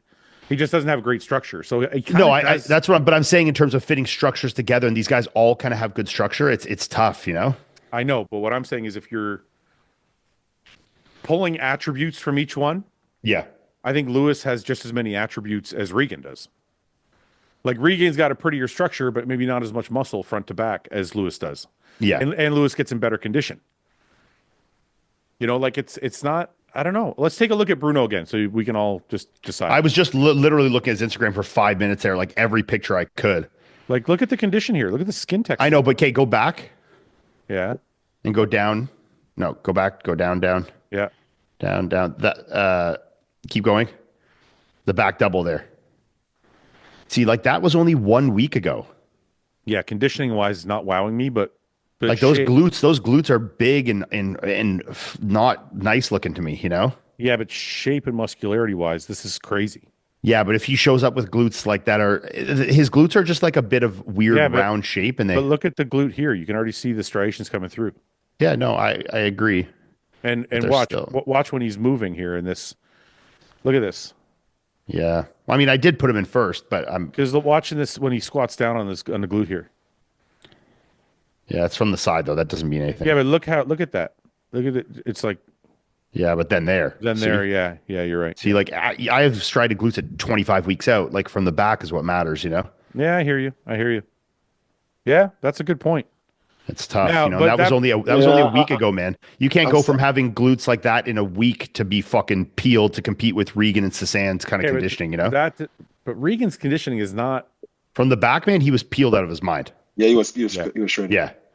Like I do agree that from the front and side, Bruno will be bigger and probably in comparable condition. So that's why I lean towards him. But I'm almost thinking of putting Sasan all the way to first. You know, If because like Sasan- Sasan if has Sasan good shows up- conditioning and he's yeah. complete. It's like, is that the best overall here? I don't know. You If know, he shows up like Detroit, it's potentially yeah. and I expect him to be better. So it's fucking that's a tough one. You know, I agree. That's why I just don't know if he's going to be too lost in terms of size next to guys that are so much taller and broader. That's what I'm wondering. You know, like Sasan's not a huge guy, so like when you have Regan and Bruno that are a lot taller and take up a lot more space, like even next to Regan here, he's still like kind of more muscular in some shots, and his conditioning was comparable, if not better, from the front, but he still kind of got lost there. Well, this is also my thought process on it is, people get really wowed by back shots. Yeah. So San has a hard time hitting his back shots, and Bruno is strongest from the back. And I feel like Regan's strongest from the back, but yeah. No, I don't mean out of all. I mean his shots specifically for him. Bruno's back shots are his best shots. So what I'm saying is, in that regard, standing next to Sasan, he's going to be taller, bigger, more muscular, and hit the back shots better. Yeah. Will Sass? Okay, let me change. I'm going out on a limb here and changing some things. Can I make my picks? Can I make my picks? Oh yeah, Mike, go. Let Mike go first. Sorry, Mike. Go ahead. Regan. Yeah. There you go, Bruno. Mike. That's where I think I'm at too. Yeah. Bruno. Yeah. Sasan. Leandro. Okay. Justin. Okay. Aaron. Yeah. Patrick. Yeah. Florian. Okay. Felix. This is pretty good. Foster. Oh, I don't like that one. Padilla. Yeah. Nate. Chris. Yeah. I think you botched the end there, but you're doing good up to what, 7 or 8. You guys all have. It's all how you start. Florian's good, man. He's really good. I know he is, but that's why I said up to 7 or 8. I think I think these are all pretty good. I mean, Patrick at Legion last year was like 8th place, losing to some like no name. So like we have to remember that, He's also been. I have Patrick in 9th place. Yeah. Oh, so do you. So do you. Okay, so then, what changes do you want to make, Ian? I think I'm gonna go Regan, Sasan, Bruno. Regan, you don't leave me, Ian. You're gonna regret it. Regan, Sasan, Bruno. Fuck no, I don't know. Oh, too late. Is it the bottom? All right, yeah, I'm leaving it. Okay, so what do we have here? We have everybody has Regan winning, but me. Regan. Oh, Paul has Sass. Okay, so me and you were the outliers. Yeah, we got a good mix here. Yeah. Okay. Good. All right, get off this page before I change my mind again. Anybody else? Akim, you sure you don't want to make some changes there? Nah, I'll leave it like that. Paul, your picks are dog shit. You sure don't want to take a look? You guys all. Paul picked in the dark. It's like, If Paul ends up winning this is going to be the funniest I fucking know. clip ever. It's probably where I'm at my best when I can't see anything. So Well, let's take another look at Paul's picks, just because I'm just busting your balls. Let's take an. They're not actually that bad, really. But you guys all have okay, listen, Sass could easily win. Regan, Leandro, Bruno. This could actually happen for sure. yeah, Patrick's too high. This one I feel like is too high. Florian. too high, eh? And I actually think Ryan Foster is going to surprise you. And same with Aaron Gall. agree. Aaron Gall is just too big to be in 10th. And then gets in great condition. Okay, well, you kind of shit the bed there, Paul, but you're all right.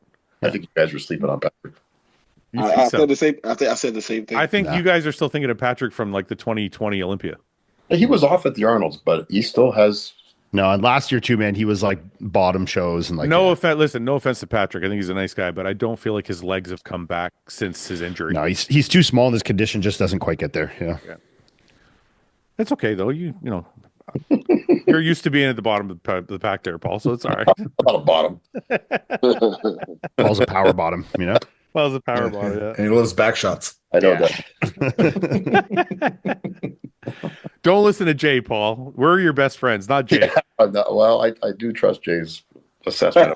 You're in love with Jay. You really love. You have a man crush on Jay, though. I respect it. And I have to say, he looks so good. He looks so young. You know what he said to me? Ian, you got it. That's what he did. Isn't it crazy that you and Jay are almost the same age? We are at the same birthday. Wow. Same year and everything? Oh my God, you look like you're 20 years older than him. Yeah. If I shaved the beard off, I'd probably look a lot similar.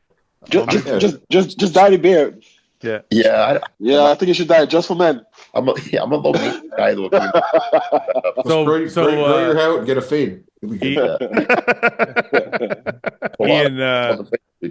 Paul comes home from New York. We're sitting there at the gym drinking our pre-workouts, and I'm like, "So how's the trip?" He's like, I met Jay. Jay pulled me aside. I'm like, "Oh yeah, how was that?" He's like, "Fouad, you got to see this guy. He's so young.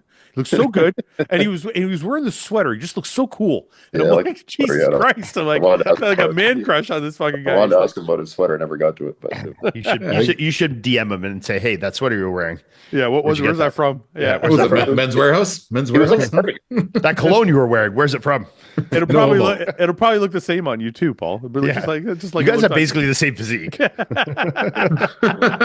same hair, same physique. it's funny because like I said it to him, I was like, Jay, I just gotta say, like, you look amazing. Like every time I see you, you look so young and healthy. And he's like, he just smiles and he goes, stress-free living, bro. Yeah, but Jay takes he's probably fucking doing stem cells and Botox and I was getting his gonna hair say- done and Listen, I said to Paul, Doesn't he I said- own a anti-aging clinic or something? Yeah. Yeah, He's he affiliated does. with Yeah, the TRT clinic. he's doing Um, everything Paul isn't. But Paul, I told Paul when he said that to me, like, he looks so young, and I'm like, okay, granted all those things, Ian, but also Jay is like still eating the same fucking diet he's eaten his whole life. Like, he doesn't cheat, he doesn't eat He crap. does cardio like a fucking hour every day. Yeah, like and this guy's like the healthiest fucking guy on earth. Like, yeah. It shows. All right, let's do some questions. Great ass. Nice tight high ass. How do you get it that high and tight? You bounce a quarter off that thing. Beautiful. Oh God, this is so crazy. Let's not. Nice. How would the best Fouad and best Ian have done at the New York Pro and Pittsburgh Pro? Would Regan be ahead of both? No. Regan would have lost to both of us. Yeah, And, come on now. I'm the I best prob- Canadian bodybuilder in history, and Fouad's second behind me. I probably would have beat Ian in Pittsburgh and not in New York. Yeah, you couldn't have held that peak for the second show, so I would have killed you in the got second it one. once. Yeah, You would have been fat the next show, and I would have been a little better. I would have celebrated my victory by binging, and then I would have shut up fat. Yeah, you would have been like 2016 Toronto Pro at that show, just fat. Oh, that was so bad. Don't bring that up. Don't bring that. That was a rough fucking look, man. But I still beat you at that show, so fuck off. I was fucking 13 years old, bro. Hey, Come on. Win's a win. Win's a win. Not my fault you're young. He was in his prime. Do you think it's beneficial nowadays for bodybuilders to have managers? Example, manager Matt. Go ahead. You guys answer it, and I give my 2 cents. It gets you I don't think it's a bad idea. I mean, Especially if you can't handle your own shit. You need someone to help you. Like I don't think there's a disadvantage to it. I mean, I would just be very careful in negotiating the terms of like what they're getting on the back end of your deals. Make sure you get a lawyer to like kind of look over all this shit. Someone that's like experienced with like contract negotiations, and you don't want to get it so that you're locked in with this, and then you start making some good money, and you got these good contracts, and like you're fucking paying them out way more than the value of what it is. So I would just be very careful on that end, but. I think there is a value to it for sure. I mean, having someone that has the connections and can, build these relationships with the companies and kind of get your name out there, I mean, can definitely have its advantages for sure. Akim? Pretty much the same thing what Ian just said. Okay, It's not a bad idea. It's not a bad idea. That's an easy way to podcast. I'll just take that guy's answer. Yeah. Well, let's hear your That's answer a- then, fucker. That's a horrible answer. Right, you could disagree just to make it interesting, Fouad. Let's hear it. No, I'm not going to disagree. I actually think, granted everything Ian said about making sure the contract is fair, I don't think it's the right, no offense, Mike, but I don't think it's the right thought process to be like, you can't handle your own shit. I think bodybuilders are good at bodybuilding. I don't think bodybuilders are good at. No, that's what I mean. Like they just want to focus on what they're doing and have that person. Yeah, I think having a manager that knows how to negotiate, because a lot of bodybuilders are bad at negotiating.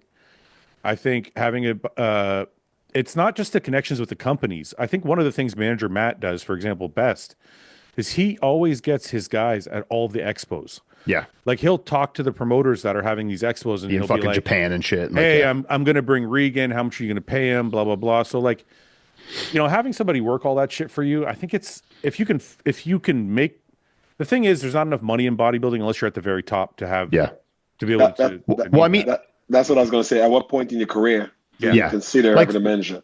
Yeah, like because for Chris, I mean, obviously he had Matt Thompson, like Matty Milkshake. You know that when Chris was with MHP very early in his career, Matt was the athlete manager there. Yeah. And then when Chris left there and went to Jack Factory, Matt kind of went with him and started working in that role as like his manager, started negotiating these deals and exclusive products and, you know, kind of things like this. And obviously, you know, and Matt's still around. Matt like runs, you know, is one of the instrumental guys for Bum Energy and with Raw and like still does a lot of stuff and, you know, helping Chris with his career. So, you know, it's obviously Matt has been a pinnacle thing in Chris's like success for sure. Yeah. You know, and helping him out in that regard. So, you know, for me, what I've seen personally, I definitely think there can be advantages, but like you said, sometimes there's just not enough money to go around, but you'd have to weigh out like, okay, the more money I'm getting, does it equate what I might be paying them on having less contract? You know, like there's going to be a give and take there. It's like you might get 3 more contracts, but then like if I had less contracts, but I'm making 100% of them, do I end up in a better position? You know, having less to balance on my thing in terms of obligations to companies. You know, like you might get a million things, but do you want a million things? Do you want to be traveling around the world all the time? Like, you know, this is one thing we could talk about Regan. Like maybe this has been a disadvantage in his career, you know, being a competitive guy that's, you know, younger. And a lot of those years he was traveling around the world, you know, he was doing lots of appearances. It's been great for building his brand and his name has become very popular globally, but has it hurt him as a bodybuilder? It's hard to say, right? Yeah, but the beauty of having a manager is you can tell him what you want. 100%. Yeah. So if you're like, look, I'm going to be taking November and December off. Yeah. But what I'm saying is a lot of these guys book me as much shit as you can in that fucking time frame. Yeah, but what I'm saying is a lot of these guys, because there isn't so much money, they might just say yes to everything. Oh no, you know? I'm if they're not like, saying... yo, I got 35 appearances for you, making $2,500 at every one. The guy's like, yo, I fucking need the money. I'm going to do them all. Might make you worse. So it's tough, you know. If you're someone that's not making a ton of cash and you start to see it come in this way, it could make you a worse bodybuilder. It could make you a better one. It's hard to know. I just think if you, let's just say all those things aside, let's say you can make enough money, blah blah blah blah blah. I look at it like this. A lot of bodybuilders have coaches. Yep. A lot of bodybuilders are smart enough to get themselves shredded, but they have a coach to take the pressure off themselves, and so they don't have to do the thinking. They can just fucking go train. Yeah. And I feel like this is in the same vein. You go be a bodybuilder. Let somebody else worry about the business shit, the appearances, the bookings, the negotiating. Yeah. It's worth the 10% or whatever you're going to fucking pay them. Yeah, and I know with like the big influencers, you know, like we have with Raw now, like Sarah Safari and these people, all of them work with like massive like LA talent agencies and have managing firms and you know, like all of these people that are negotiating like gigantic contracts and appearances and things like this, every single one of them works with someone like this, like 95%, you know? Yeah. Okay. And they should. Thanks, Paul. Paul's Thanks for the input, Paul. I approve. Very valuable. thoughts on growing into a show. Anybody want to touch on that?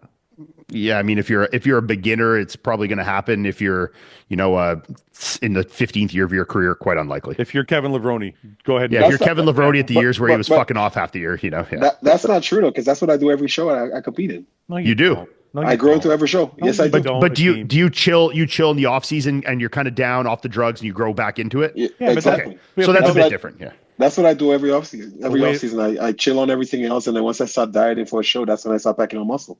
Okay, but hold on a minute. Mm-hmm. That's not growing into a show. That's muscle memory. That's not. You're not It's building. getting the muscle back. What I'm saying is, you're not building new tissue. That's tissue you had. No, I did. How did I have Well, that you lost tissue? it all. You lost it all. You gained. You were 265 on stage, and then you took a few months off, and it all disappeared, and you built it all back on. You put it all back on. No, man, it fucking. Come on. You got off the juice. You stopped eating. The muscle cells shrank, and you started eating again. The muscle cells swelled again. It's there. The tissue's there. It's not like the muscle disappeared and you got it back. That's different. When somebody says growing into a show, I'm talking about new tissue. So do you think me now, having been the bodybuilder that I was, and now I've been off drugs. I've been off drugs. I'm just this is a hypothetical. I've been off drugs for a while now. You know, if I went and I was like, I'm gonna Fouad is full of shit with that one. I'm gonna do a show. I'm gonna dream over here. But wait, I'm gonna do a show. Ask the question. I'm going to do a show in 4 months, 6 months, whatever. Not enough time to have a full off season and then go into a show. Right. You know, now I'm basically my stage weight, but I'm like not in stage condition. Right. You know, so it's like, do you think I would grow into the show? Yes. Or is that just I still have all that muscle? I'm still the same guy. Yeah, exactly. His theory don't make No. damn sense. Wait a minute. I'm gonna make sense of it. I'm gonna make sense of it for you. Let hear it. Go ahead. Or He's been retired for 2 fucking years, not come 2 on. months. no, but I've lost yeah, You've a lot lost of muscle. You've lost Exactly. muscle. Yeah, well, but not that he- much. Let's relax here. Not But that wait much. a minute. But Still Akeem, jacked. Go ahead. I'm listening. he lost actual tissue from being off. Yeah, but Wow. but I think I would grow into So it. wait. So that's don't consider muscle memory? Well, he still has muscle memory, Okay. and there's still tissue there that's not at its maximum potential that Okay. will come back. But no matter how hard he tries, he's not going to be back to the Ian he was when he retired unless he takes enough time to build that tissue back. No, but say I'm 255 right now, Right. and I fucking hammered it. Right. And where I'm at body fat right now, say if I just lost all the body fat and stayed here, I'd probably be 225. Right. You know, I don't think I would be 225 on stage if I cranked it now. No, and I think I could be 240. okay, You know, here's my bro sciencey explanation. yeah. I like Let's that. go. Yeah. Let's go. He says. Yeah.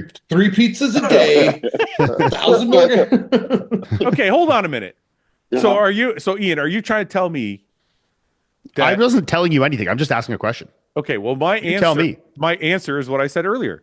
You've lost a certain amount of actual tissue. But I could grow some tissue back into the show. Yes. Okay. There we go. Thanks. Let's move on. Only because you've had it already. You had to okay. add that. You had to Fucking add that. caveat there. Yeah, Yeah. yeah. So You it had is to add muscle that. memory then. He could bring a better physique. I do think it's muscle memory. Okay. But it won't go back to what you were when you retired because that tissue is not all going to come back. Oh, okay. Yeah. Well, do you agree or not? I I don't know. mean, Well, what do you mean you don't know? Let's Give me your find out. fucking opinion. You guys tell me. Let's find out.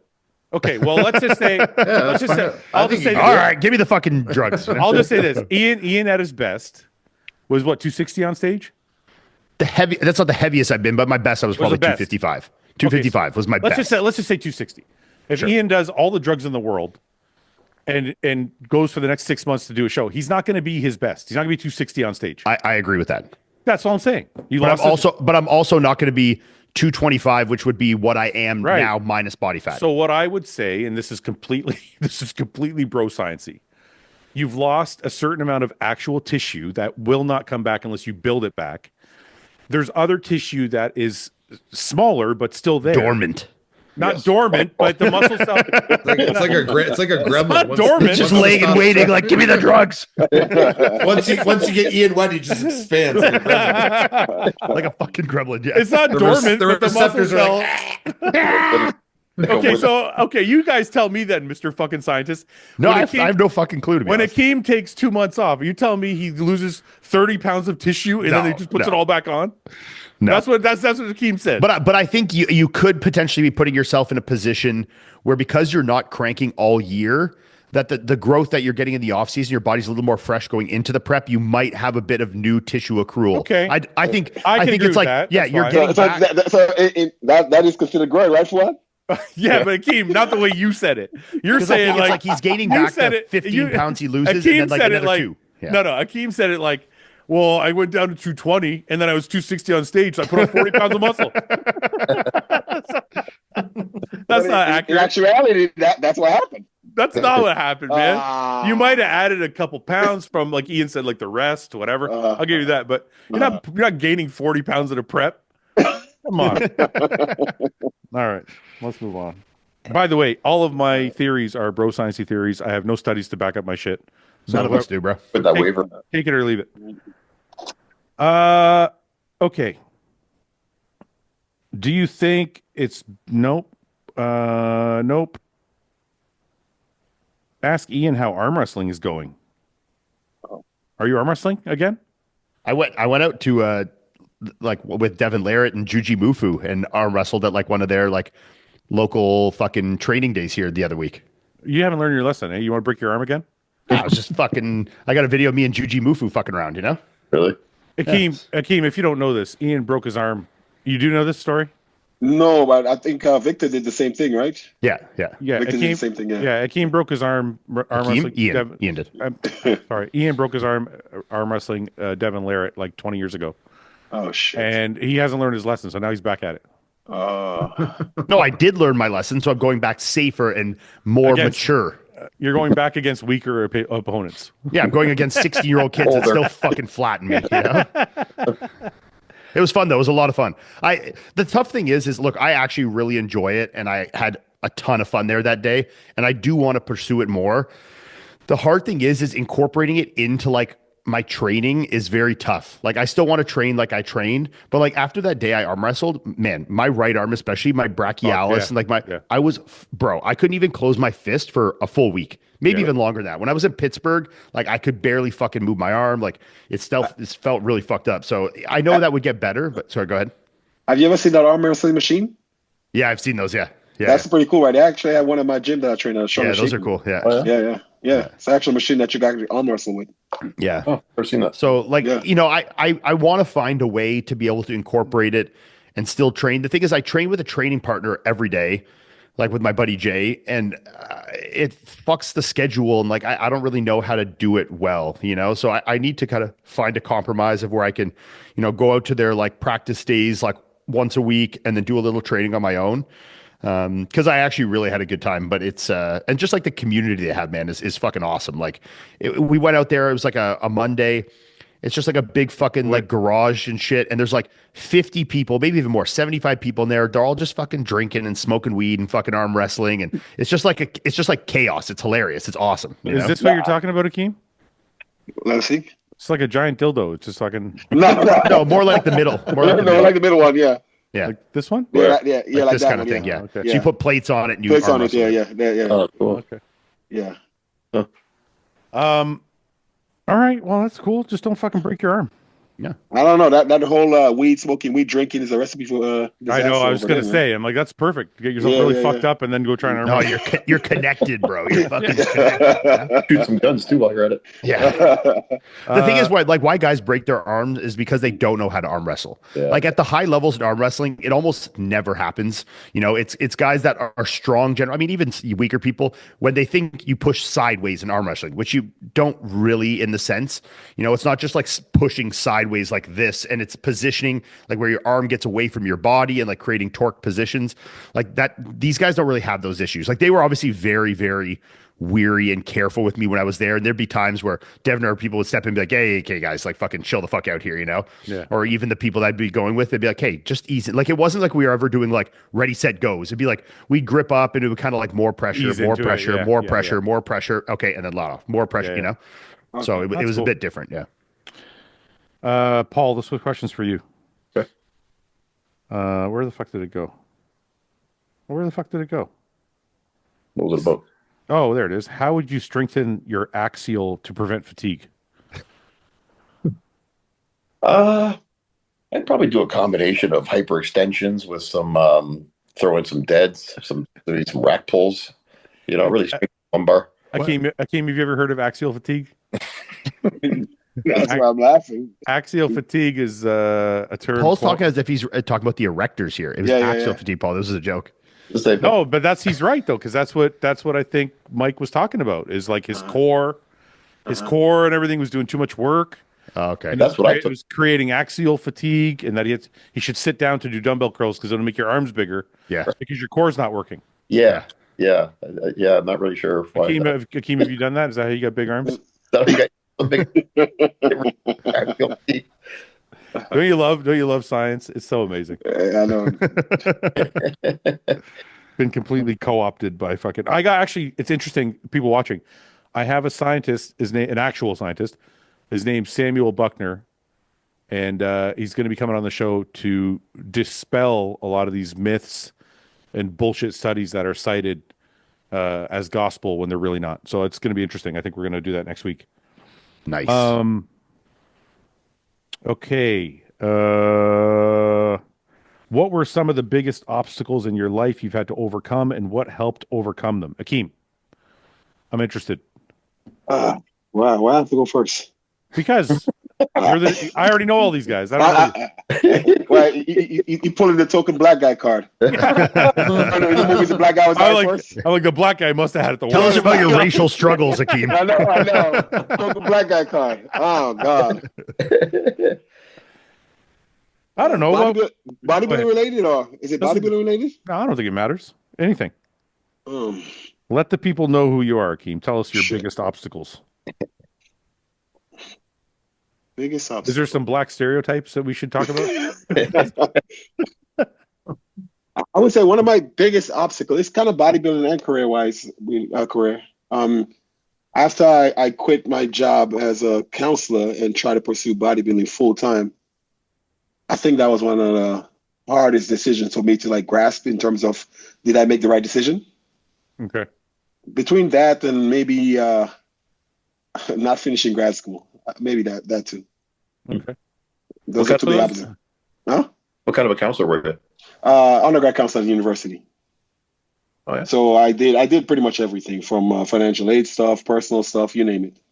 Registration for classes and all this other stuff. So you quit that to Yeah, become absolutely. a bodybuilder, and that was a Yeah, I mean, I figured I was spending so much time, energy, effort into bodybuilding that I didn't want to wake up and I'm 40, 50 years old and I'm like, what if? You know? But the nice thing about that, like, is that a job you can go back to? I don't know.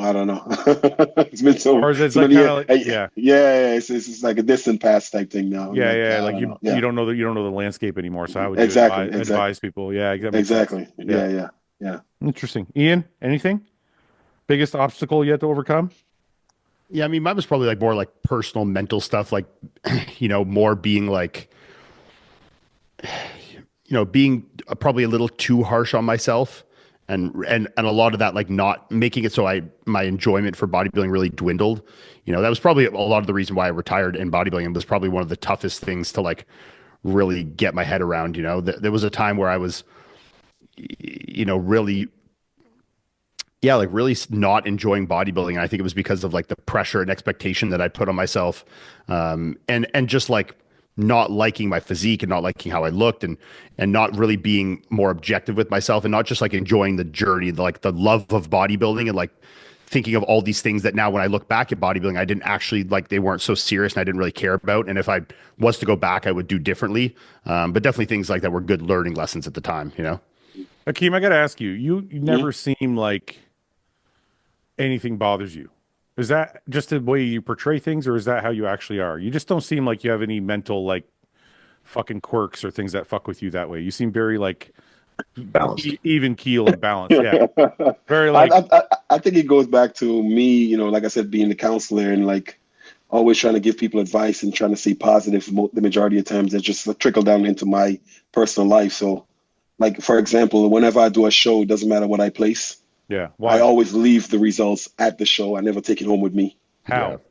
How? It's just I can't describe it. It's just something that I just mentally just able to conjure up and apply to my life.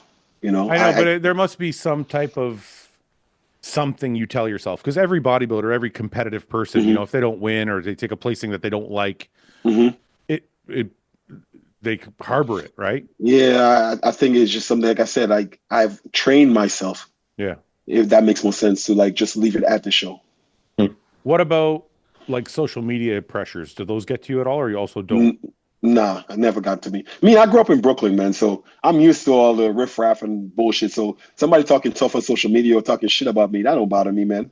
It's not that. That's not okay. So let me just rephrase. Yeah, because and like it's- I'll give some more context.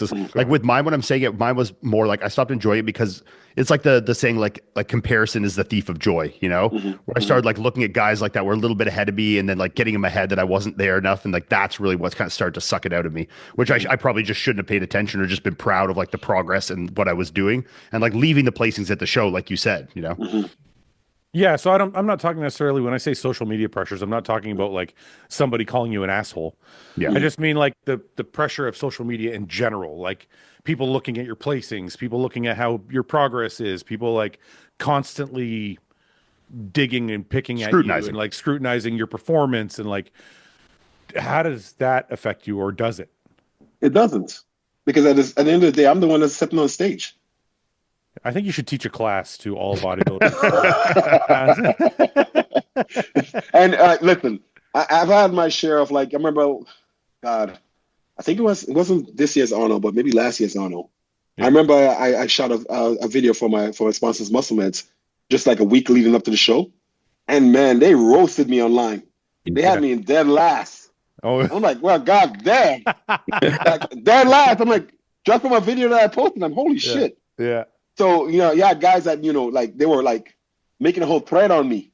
yeah. Basically just comments after comments coming. I'm dying. I'm looking at all the comments and I'm dying laughing. I'm Yeah. like, well, thank God you guys ain't no judges. Yeah.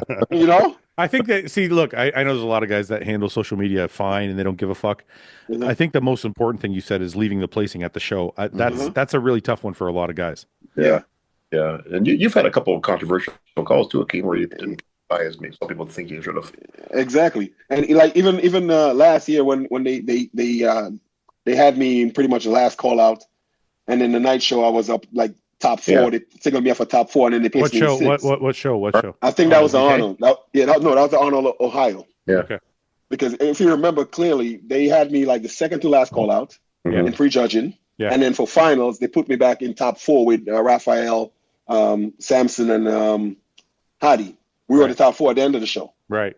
And then when the finals came out and the placing came out, they placed me all the way back in 6th place. yeah, Because they said the prejudging and the finals didn't match.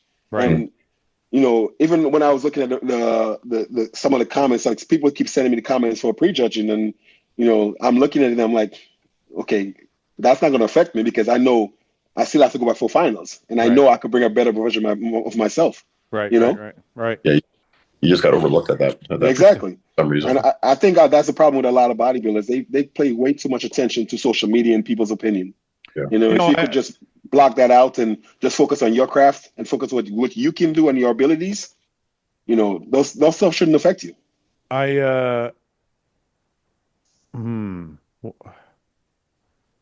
What is? I'm sorry. Mhm. You just said it shouldn't affect you, but I don't think like that's a lot easier said than done. But it's not though. If I could do it, why can't you do or some other competitor do it? Yeah. Like Just you get always got yourself in the mind frame. yeah, exactly. You always got to think of yourself. None of these people are stepping on stage with you. You Yeah. leave emotion right out of it, eh? Akeem? Exactly. Yeah. Take the emotions away from it. Yeah. Yeah, but what if you're an emotional person to begin with? Then you're kind of fucked.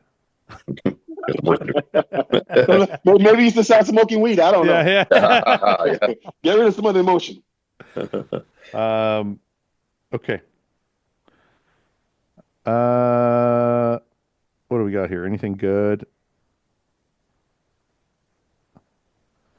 If you had to trade your current physique for one of the other guys on the podcast, whose body are you taking and why? Take anybody's. I'll take the guy with the arms the size of his head. Yeah. And the red Yeah, I think- t-shirt. I think we're all next. Okay.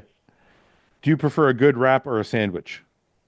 I I like. would go for the wrap. Yeah. I like a Yeah. sandwich. Wrap is more convenient. Depends on- Yeah. I like a club exactly. sandwich. That's what I was gonna say. Like a nice turkey deli meat sandwich. Fuck, it's Yeah. delicious. Yeah. Wrap, Wrap, wrap feels kind of girly, Akeem. Come on, man. It's convenient. It's Let it convenient. It's very convenient. Less messy. Less mess. Yeah, exactly. That's mess. Melted cheese, all wrapped up in some chicken. I don't know, man. I'll go for the wrap any day. Okay. Your Olympia top 6. Paul, you're not judging Olympia. What's your Olympia top 6? Well, hey, nobody told me that yet. Well, Troy. you might. Sorry, you might. I don't want to jinx you. I don't want to jinx you. Let's not count me out. I am well wanted. As of right now, I'm in you're not high judging, demand. so you can say what you think. You're right. I'm pretty sure I'm not. Samson, Hadi, Derek. Did you see Hadi's latest photo? Somebody sent it to me. No, He looks like a fucking animal. I got to see if I can find this fucking photo. I wonder if it's just on his Instagram. Somebody sent it to me in my DMs. I was like, who the fuck? I mean, He makes the best posts. yeah, he does. He's very, very, very Arab. Very, sorry, he's not Arab. He's Persian. but Soldier. Very Middle Eastern, like intense, like. Yeah, very intense. Stab the heart of your enemies. Yeah. Lead them to death. Eat their liver. I don't know where the fuck it is. There was somebody sent me a picture of him just leaning over a bar. Yeah, no, I don't see it here. Didn't he dye his beard like? Yeah, he dyed it blonde in one of these photos. Look how good he is, eh? Just fucking crazy. He's still pretty young too, isn't he? I don't know. Okay, sorry, go ahead. You said Samson, Hottie, Hottie, Derek.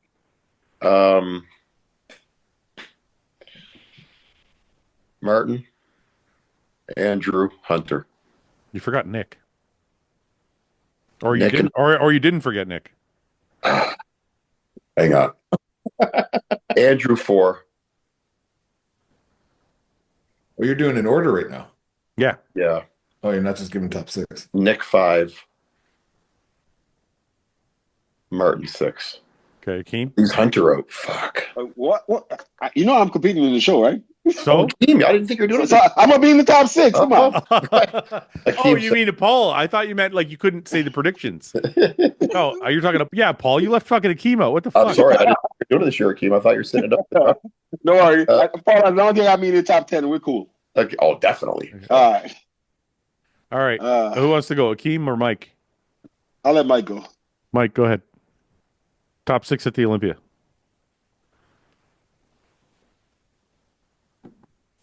Samson, Nick, Hottie, Derek, Andrew, and Akeem because he's here. There you go. Ian, top 6 at the Olympia. Are we doing an order or just the giving the 6 players? In order. Was that the order you were giving, Mike? Yeah.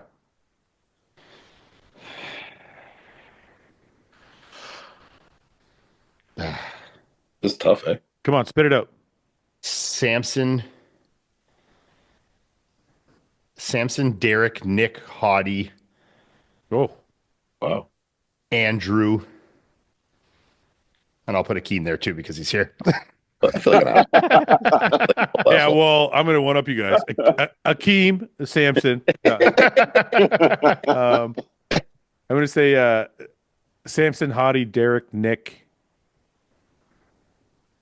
Andrew, and Akeem. Oh wow! I appreciate the love, man. Damn. Listen, I'll be happy to get cracked back to the top 10 again, man. What were you last year? 8th or 10th, or what were you? I came in. I think I was 10th last year. I think Behind Bonac and Curry, right? Yeah. Your highest is 6. 6. My highest was over 6. Yeah. I remember But that. in that Olympia too, they kind of flipped me and Bonac and Curry, and then I still ended up in 10th place again. So that was a little bit confusing too. Yeah, that 2020 where he got 6th. He kept me out of that first call out. I was 7th right behind him. My one chance of making the first call out that year, and Akeem fucking bumped my ass out. Yes, thank you, Akeem. No, I'm just joking. Fouad, for your information, I did grow into that show. Okay. Okay, I know. You put on 30 pounds of 30 pounds of muscle. I was only 200 pounds when I started that prep. That 6th place at the fucking O is crazy, man. So what do you think you have to do to get back there? Oh God. I think I definitely gonna have to come with the same kind of fullness I had for that Olympia. You know, it's funny. You say that you don't talk about your placing, or you leave the placings at the show. Mm-hmm. But whenever you've been on the podcast, we talk about your placings quite a bit, and you're very, very like adamant about certain ones. But no, I was giving you an example of even the bad placings for it. Yeah, I was giving you an example of what happened, and why I left it at the show. I didn't bring it up at all. You asked for examples, right? Okay, you're right. Exactly. Where did you place at UK Arnold's? Were you like 4th there? I came in 3rd at that show. 3rd. I was 3rd behind Samson. And I felt like they should have given me a comparison with Samson for that show. Yeah. That's it. I would have loved to have a comparison with him, but they didn't. They had him and Hottie, and then me and John compared for 3rd and 4th. And James, I think, was 5th. Yeah, I think so. Yeah. Do we know if John's competing this year? Like what his plan is? I am not sure. I think he probably will be though. Mm-hmm. Thoughts on this new trend where all the small science guys are telling pros they're training wrong and they could be better? No, they know better. Just keep doing their thing. We'll see if they get there, Yeah. Yeah, time will tell. Time will tell. Don't get me started. My head's going to explode.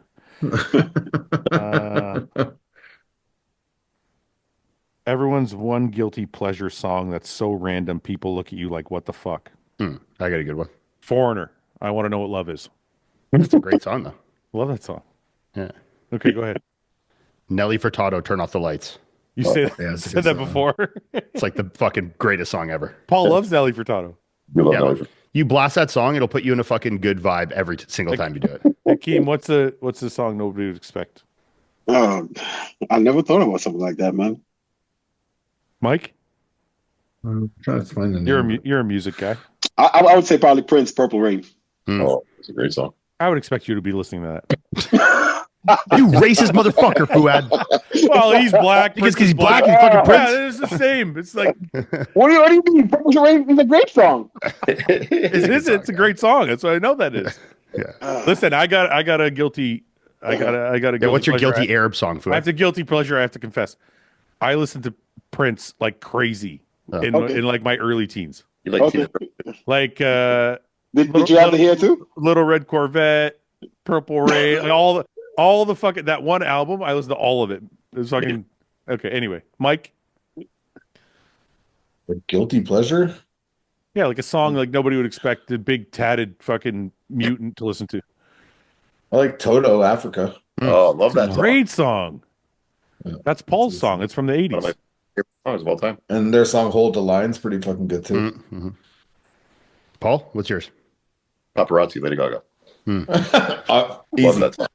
J-Lo, It's a Jenny layup. from the Block. It's a layup. Like that. It's like that. Papa, Papa. Paparazzi. Used to be my ringtone. What? Are you serious? That was your ringtone? Yeah, I love that song. He's like, hold on one second. I gotta get this up. I'm blowing up over here.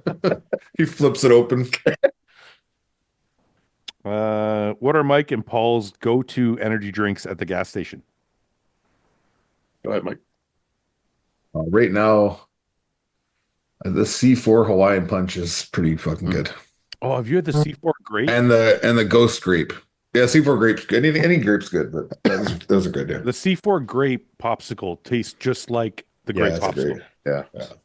Yeah. Paul, go ahead. What's yours? Yeah, I'm a grape guy. I'll go for a grape Rockstar usually. I don't like Rockstar that much, but I haven't had the grape. But it's the most common one I find in the gas stations around Yeah. here. I'm always the white monster guy. Yeah. Oh, yeah. Yeah. Yeah, those are good too. That's like But- Old Faithful for everybody, though. Yeah. Yeah, Yeah. But when I had the fucking C4 grape, I was like, holy fuck, this is good. Yeah, I've never tried it. And the Ghost Swedish fish is good. Ian, Oh, I had that one. you're a bum guy, obviously. Bum Energy, Codian. GetRawNutrition.com, Bum Energy, Codian. Akeem, do you have an energy drink? Probably a sugar-free Red Bull. Sugar-free Red Bull. Yeah, Wow. Red Bull tastes better now, though, I heard. Is Right? it? yeah. I always go for the sugar-free Red Bull. Are you like the original Red Bull, like the shitty tasting one? Yeah, I never mind that So damn thing. like you're so fucking Off medicine. dude. I wish I was like Akeem. I wish I was like Akeem. Akeem's like a no bullshit, fuck Yeah. around, like just give me the fucking Red Bull. Give me Let the get- fucking Red Yeah. Bull. Yeah. Yeah, Give me the fucking Red Bull. Let me get to work. Fuck Yeah. off with this other shit. Your bullshit. Yeah. Akeem, you have to teach a course on how to not give a fuck. What was the most and least amount of food you've ever had on a show day?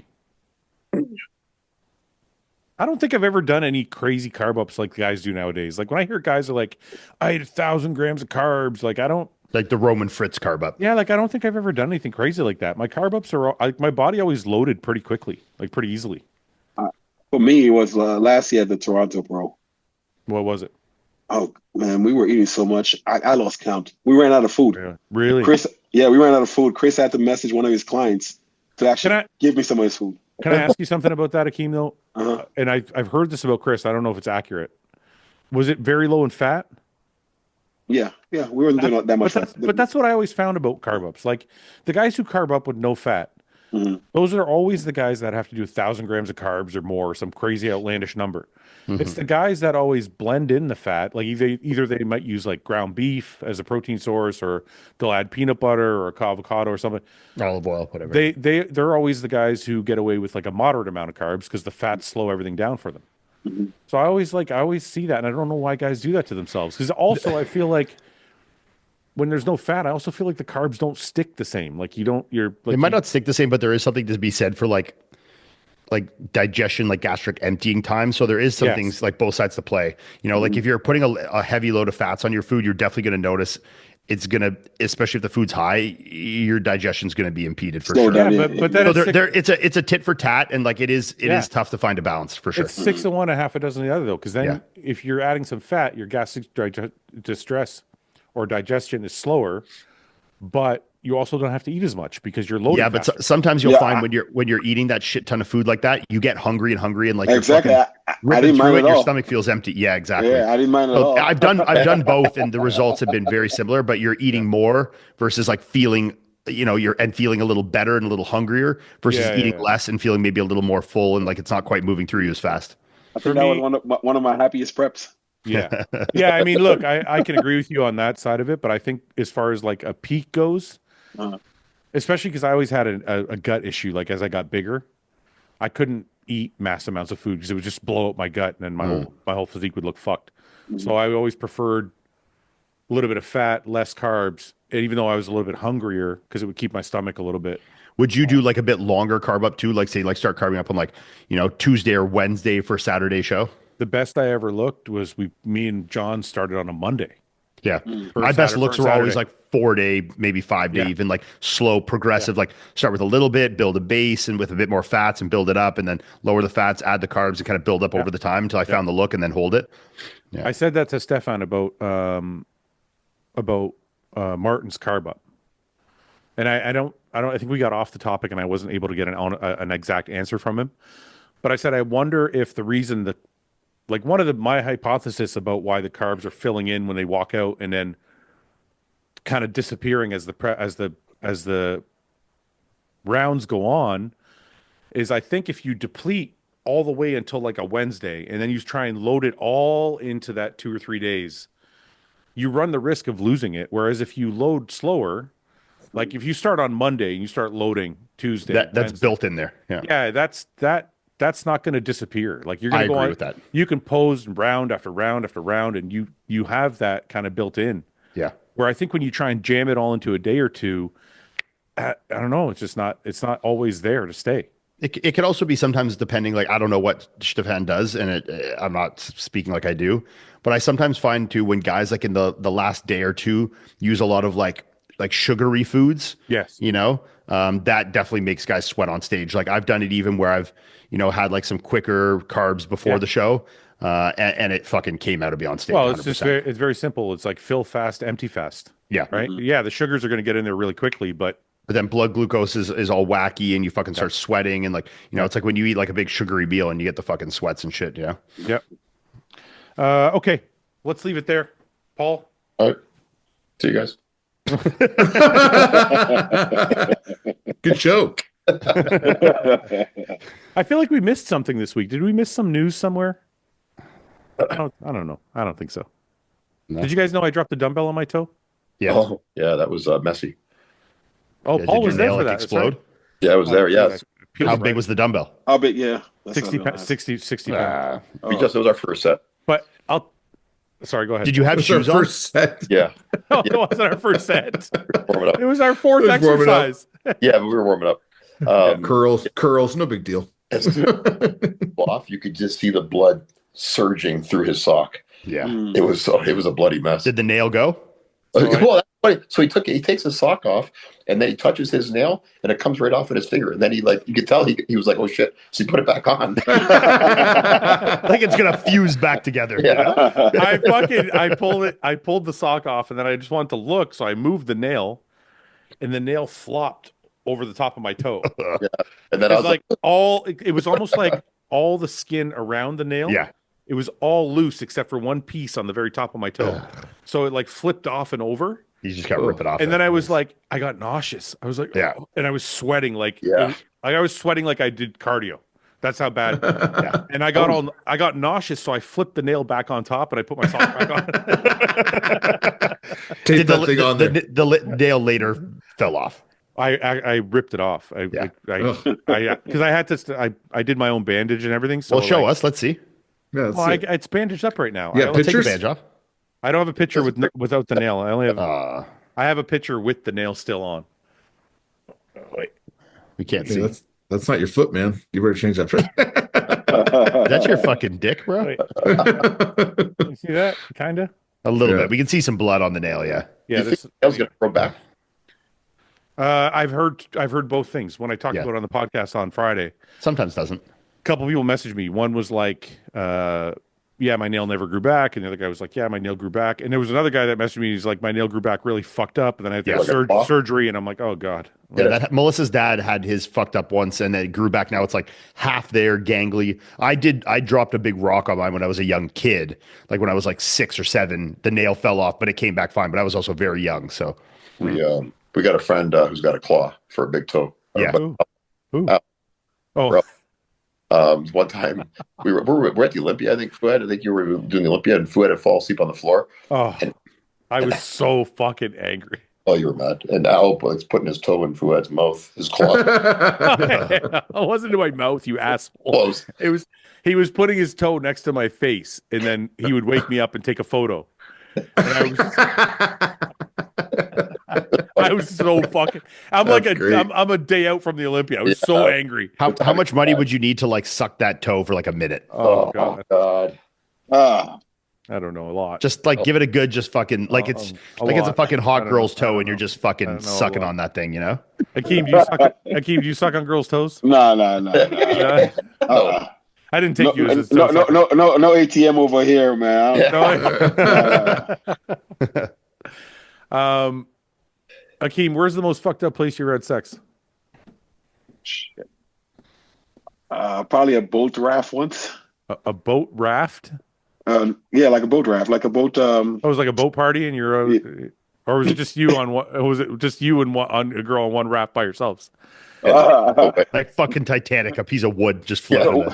Yeah, we snuck into a neighbor's boat. What's the name of that thing? Like a marina? Yeah, sort of kind of like a marina. Yeah, Okay, so you snuck onto the marina and onto somebody's boat, yeah, somebody's boat. Yeah, and you fucked on somebody's boat that you didn't know. yeah, I didn't know the person. Nice. Classy. It's classy though. Yeah, it's good. Was it a nice boat? A nice boat at least. It was okay. But like looking back at that now, I'm like, fuck, man. I probably got shot or some shit, man. Yeah. All right, Paul, lead us off a prayer. We'll end it there. Okay. You got some good. You got some good for us this week. No. Let us bow our heads. What happened to the one I sent you, Paul? You read Said it. it last I week. read it last week. Mike. You read it last week. Dear leader.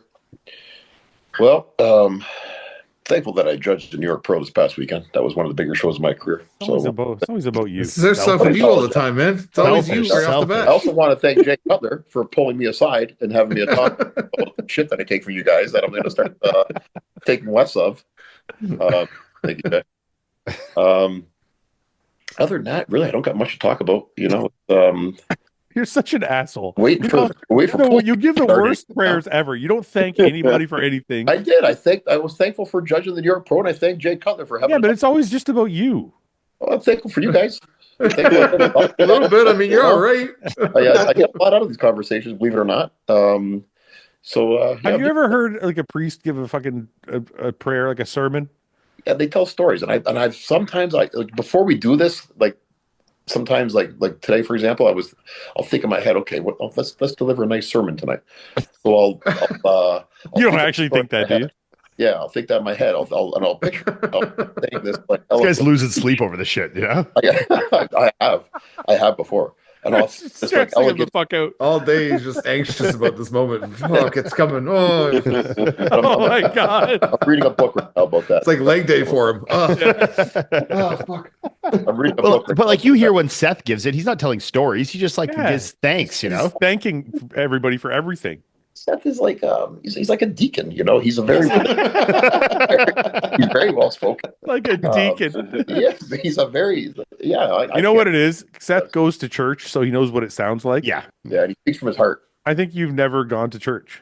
When I was a kid, I went to Italian church. You Yeah, know, that's probably why. It's Italian Yeah. church. They just talk about themselves. Well, give us a good Italian prayer, Paul. I can't speak Italian, Ian. All I can say is that's the only Italian word I know. So What's the only Italian word you know? Yeah, Congrats. get out. Yeah, Come on, see. come on, start. That means how are you? Como That's está Spanish. Spanish, dude. No, como está. Okay. Como está is Spanish. Or como está. It means how are you? Oh, Okay. como está. Are you sure about that? Yeah. Mike is dying over there. It's fucking Spanish, dude. I'm pretty sure. Spanish and Italian are very similar, Mike. So they might have some similar.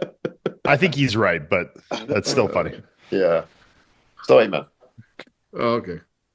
Let's leave it there. Before I say anything. Como está? How are you? Origin. I don't know how you spell it. Ciao, bello. Como está? Yeah, it's Italian. You're right. Fucking hell. It's how are you? You guys doubt me every time I say something factual. I don't. It's been almost years now. Been doing it. Like, Because no, it sounds like you said, "Cómo estás?" this is what Jay's talking about. I swear to God, I'm gonna kill Jay for fucking it. I'm Get you never on the gonna podcast. Well, I will see Never if Jay gonna has be- you on his podcast. I don't know if that's going to happen. Yeah. We talked about it. You brought it up. Maybe it'll happen sometime in the future. Oh, He okay. didn't ask me. He didn't ask me. All right, boys. We'll see All right, guys. you We'll see you. See you next guys week. later. See ya. Bye bye. There. Good night.